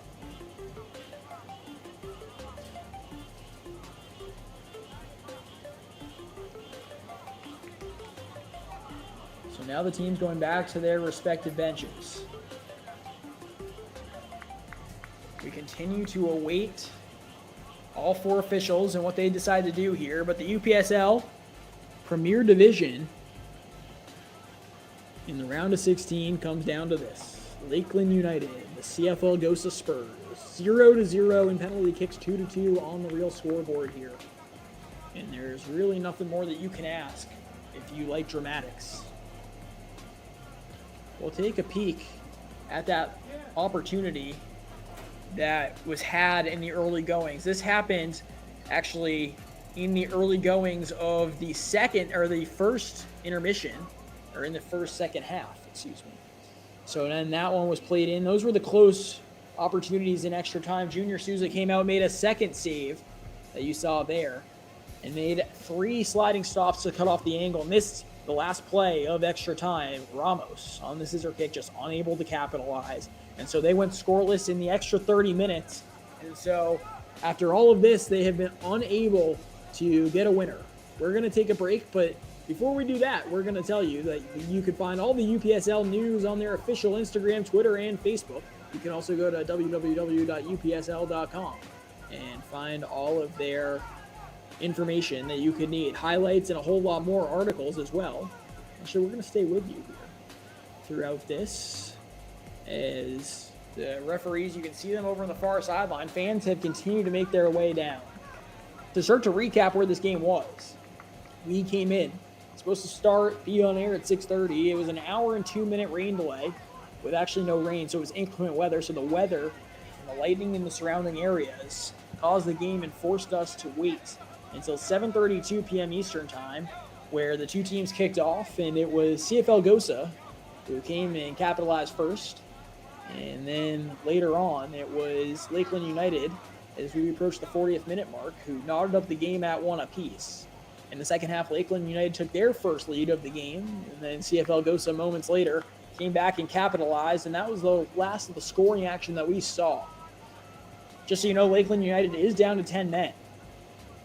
So they will have the technical disadvantage when taking the penalty kicks here, as they have one less shooter.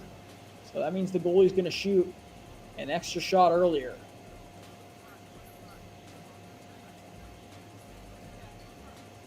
So the Spurs and Lakeland United will meet here. Both plenty of respect for one another. It's been a chippy game, a lot of bookings, but the official crew here today, the referees, have done just a tremendous job at keeping these two teams away from one another and letting it get out of hand. So well done by everyone, all parties involved here tonight. Both these sides with aspirations to meet Beeman United FC in Blanchard Woods Park, Georgia. It's going to be at 5 p.m. Eastern Time, 6 days from now, July the 23rd. Southeast Regional Final, quarterfinal overall in the national tournament. Beeman scoring 6 goals against Georgia FC and a 9-goal affair, a game that saw them win 6-3 over Georgia FC. So now the teams are going to unite. The referees will make their way down. We talked about it. Junior Souza, of course, picked up the win in the game against St. Petersburg in that shootout, in which they won 4-3, but actually did not make a save, technically. Both those finding the woodwork or missing the net completely. So it's going to be the north end goal. That is going to be the home of the winner and the loser here tonight. One team has to advance here. And throughout the entire evening, this game had the feeling that it was going to go the distance. I referenced it numerous times because of the fact that these two teams were so evenly matched. Both teams had the same amount of winning streaks, same amount of losing streaks, same record overall, same number of games in which they lost in a row. So, and they both ran the table as the number 5 seed in their respective conferences to get to this point. So, two teams that have identical resumes are due for a dramatic finish such as this. It's going to be Tinoco in net, excuse me. Eduardo Tinoco. He's made a couple saves here tonight, allowed a couple softies in, however, that he certainly wants back, especially the first one. And that is obviously Junior Souza for Lakeland United, who allowed 2 strikes that were just dazzling goals from the Spurs. Man, what goals they were. First one was spectacular over the sprawling Souza. Nothing he could do about it. And Koloniakis scored the second one from way downtown as well. And so that's where we sit. 2-2. And now 0-0. Take the numbers off the scoreboard. Both goalies embrace. Talk with the head referee here. You can see the height advantage clearly in favor of Junior Souza.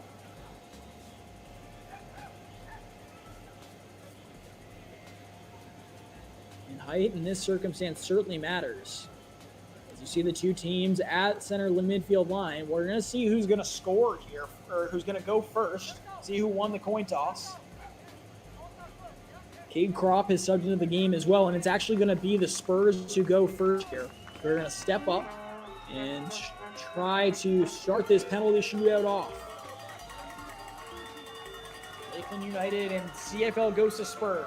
Winner advances to face Beeman United. What a story this game is. As Souza goes out and will greet William Centeno. Centeno has had experience in this circumstance in his collegiate days at Rollins, but never here in the UPSL.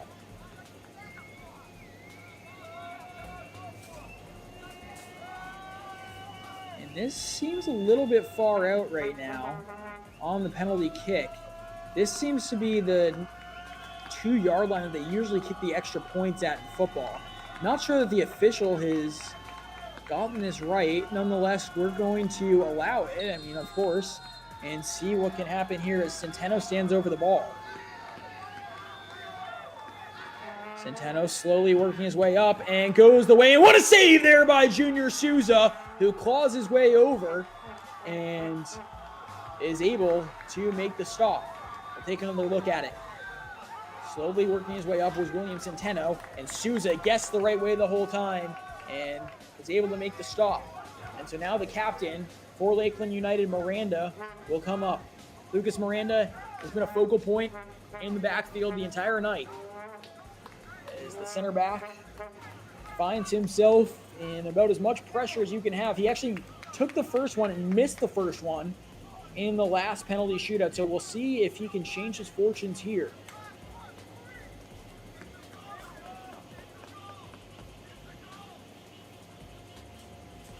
Miranda looks down at it.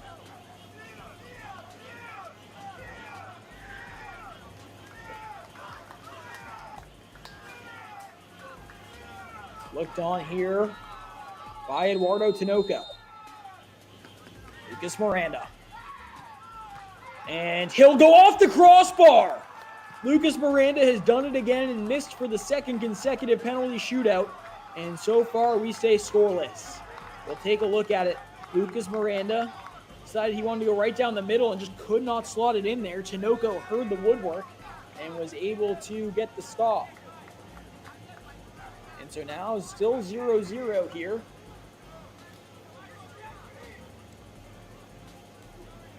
It's Junior Souza working back in. And another substitute who came on in the later stages of the second half here. It's Caleb Frank. Frank does possess a really good boot. He'll send this one in, and that one off both woodworks, a double post. And the double doinker has kept the ball out. Oh, man. Look, we'll take another look at this. No goals through the first 3 shots here. We'll take a look. It goes off the right post, off the second post, and then skirts back out. And in American football, they call it the double doink when it goes off. In soccer, they call it the same thing here in the UPSL. And the double doink will keep the ball out. And so now it's going to be the first goal scorer for Lakeland United stepping up here. No goals yet to speak of. Leo Menzin. Tinoco in the all red here. Menzin stands over and delivers the strike to the bottom corner. Leo Menzin on the board here. And he gives Lakeland the 1-0 lead. And most teams tend to like to go first because you can set the tone, but when you miss on your first 2 kicks, it really defeats any point at all of applying the pressure because now your side has less kicks and has to score the same amount of goals. So down 1, both teams actually do have 3 kicks left as the Spurs turn to the next man to kick.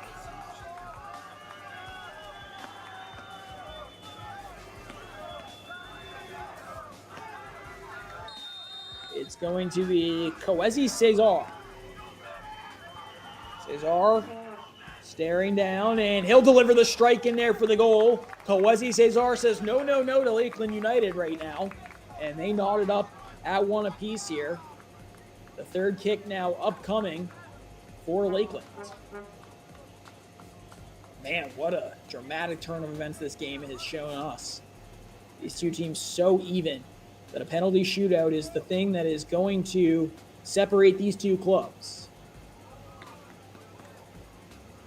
Gabriel Rock will now get his opportunity from the spot. Tinoco on his line right now. Obviously cannot move until the ball is shot.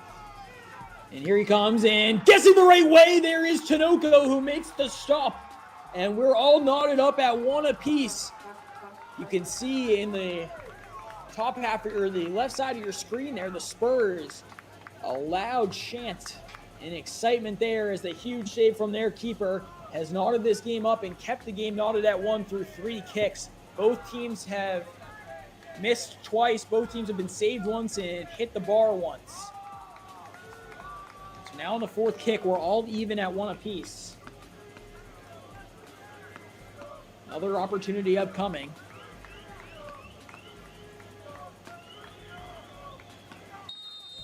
It's going to be Michael Landau, another player who checked in late.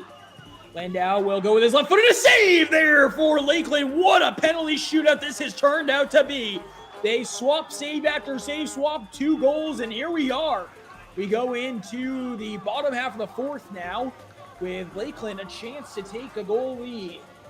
Junior Souza, what a critical stop. And now it's going to be up to another back here. They turn to Caio Teixeira.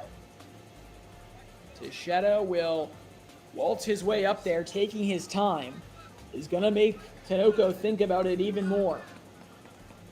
Eduardo Tinoco, who has played well in this shootout up to this point, is going to have to make another stop here.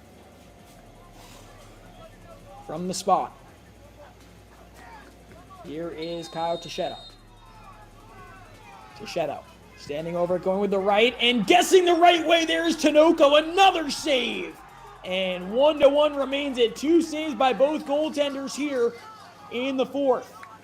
And so now we look to the final fifth round kicks as we'll take another look at that save, getting the air on it and just getting the mitt down on his right side, diving to the strong side there for Tinoco and able to stop Teixeira. And so now the pressure really starts to loom for these penalty takers. Generally, your best takers will kick here in the fifth round. And the do or die, Junior Susan and Eduardo Tinoco have been the story, and generally the keeper is not the story until the later stages, but right now it has been all keepers here. And so now, an opportunity to take the lead for the first time in the shootout here once again for the Spurs. Looks like it's going to be on the left foot here. It's Mikel Alexander. He goes with his left and a save there by Souza. Oh man, this shootout cannot have your hair ripping out more if you're both these teams. If the goalies continue to stand on their heads like this, we'll be going all night long, as the goaltenders have just been phenomenal here tonight. And so here it comes down to the man of the hour. Who is it going to be? They have one kick. If they score it, Lakeland United advances to the quarterfinal and the final region final in the South region of the UPSL Premier League. Taking his time getting there right now is Eduardo Melo. Melo on his night has been spectacular. He drove in the ball that got knocked around and eventually got capitalized by Victor Cavalcante for the second goal to give Lakeland United their first lead of the match. And now it's up to Eduardo Melo facing Eduardo Tinoco. If Melo scores, Lakeland United will push their season along and eliminate CFL Gosa. All the dramatics come down to this. Here it is. Melo standing over it. A long run up. Melo strikes and scores! Lakeland United is heading on! And they'll go on and defeat the CFL Gosa Spurs here and get a date in the quarterfinal and on their way to look for the national final here. The 5 seed who has run the table after going 500 on the season continues their Cinderella run here. Lakeland United wins on penalty kicks by a final score of 2-1 in PKs, 3-2 overall. What a goal, and Tawan Salgado has got to be so proud of his team right now. Salgado taking over this team out of Southeastern University, and the story continues on here for Lakeland as all their hopes and dreams have started to come to fruition, surprising everyone and shocking everyone in the UPSL, and they have moved on here in the Premier Division. They will take on Beeman United FC here as Delgado and all the company continue to celebrate here in what was one of the more dramatic penalty shootouts that you'll see. Junior Souza certainly the MVP in the shootout there, making 4 critical stops, and Eduardo Melo delivering the strike that sends Lakeland United up to Georgia next week, where they'll take on Beeman United FC up near Columbia. Is that one you see go in there. And what a strike that was by Melo. So composed there. Not much Tinoco can do about that. And his team just has to look on and watch. But Lakeland United beats the CFL Gosa Spurs and heads on to Georgia. They're into the quarterfinal, into the South Region final overall, where they'll have another trophy opportunity waiting for them there. The winners in the Florida West Division have continued on here. They are the best team in the state of Florida in the UPSL. They can stamp their name on that as the last Florida team remaining from this side. And so they'll head on and face Beeman United here on Saturday at 2 p.m. Eastern Time, 5 p.m. Pacific. Man, what a game it was, as we'll look back on it here quickly. Souza, of course, so excited. Eduardo Melo celebrating with his teammates here. Lakeland United pulling off the comeback here today, as we'll take a look at all the highlights here from the game. It started out with a dazzling free kick here. And you thought maybe for the moment it's going to be the Spurs night as you take a peek. It's a borderline impossible angle, first of all. Second of all, it beat Sousa by a hair inch. And so that was able to deliver the first strike. And then about 20 minutes later, it was Lakeland United who came all the way back and was able to capitalize there. It was number 11, Leo Menzin, who came into the fold and delivered the strike that knotted the game up at 1, and then we hit the halftime break. Shortly after that, about 20 minutes into the second half, that one was sent up in the air, punched along there by a play that Tinoco is certainly going to be having nightmares about in the coming nights, as Cavalcante, delivered the volley back in. And then Cavalcante this is going to be a story as we look now into the future. He left the game hurt. Maldonado came in. More on that in a second as we take a look at the driving shot there by the leading scorer for the Spurs. That was Aristis Koloniadis, whose season will end here tonight with 6 total goals. And then obviously the penalty shootout that you saw after both teams went scoreless in the 30 minutes of extra time here. And as we shift our look over to Georgia now, you got to hope that Victor Cavalcante is okay. If you're a Lakeland United fan, came out hobbling, but they have the depth, and they showed it off with Caden Maldonado here tonight. So a big thank you to everyone watching back home and enjoying the UPSL Premier Division as the round of 16 has wrapped up. Moving on here is Lakeland United as they win by a final score in penalty kicks 2-1. A big thank you to Veter Production, our entire crew here, saying good night. My name is Matthew Gregorio, as this has been a production of the UPSL.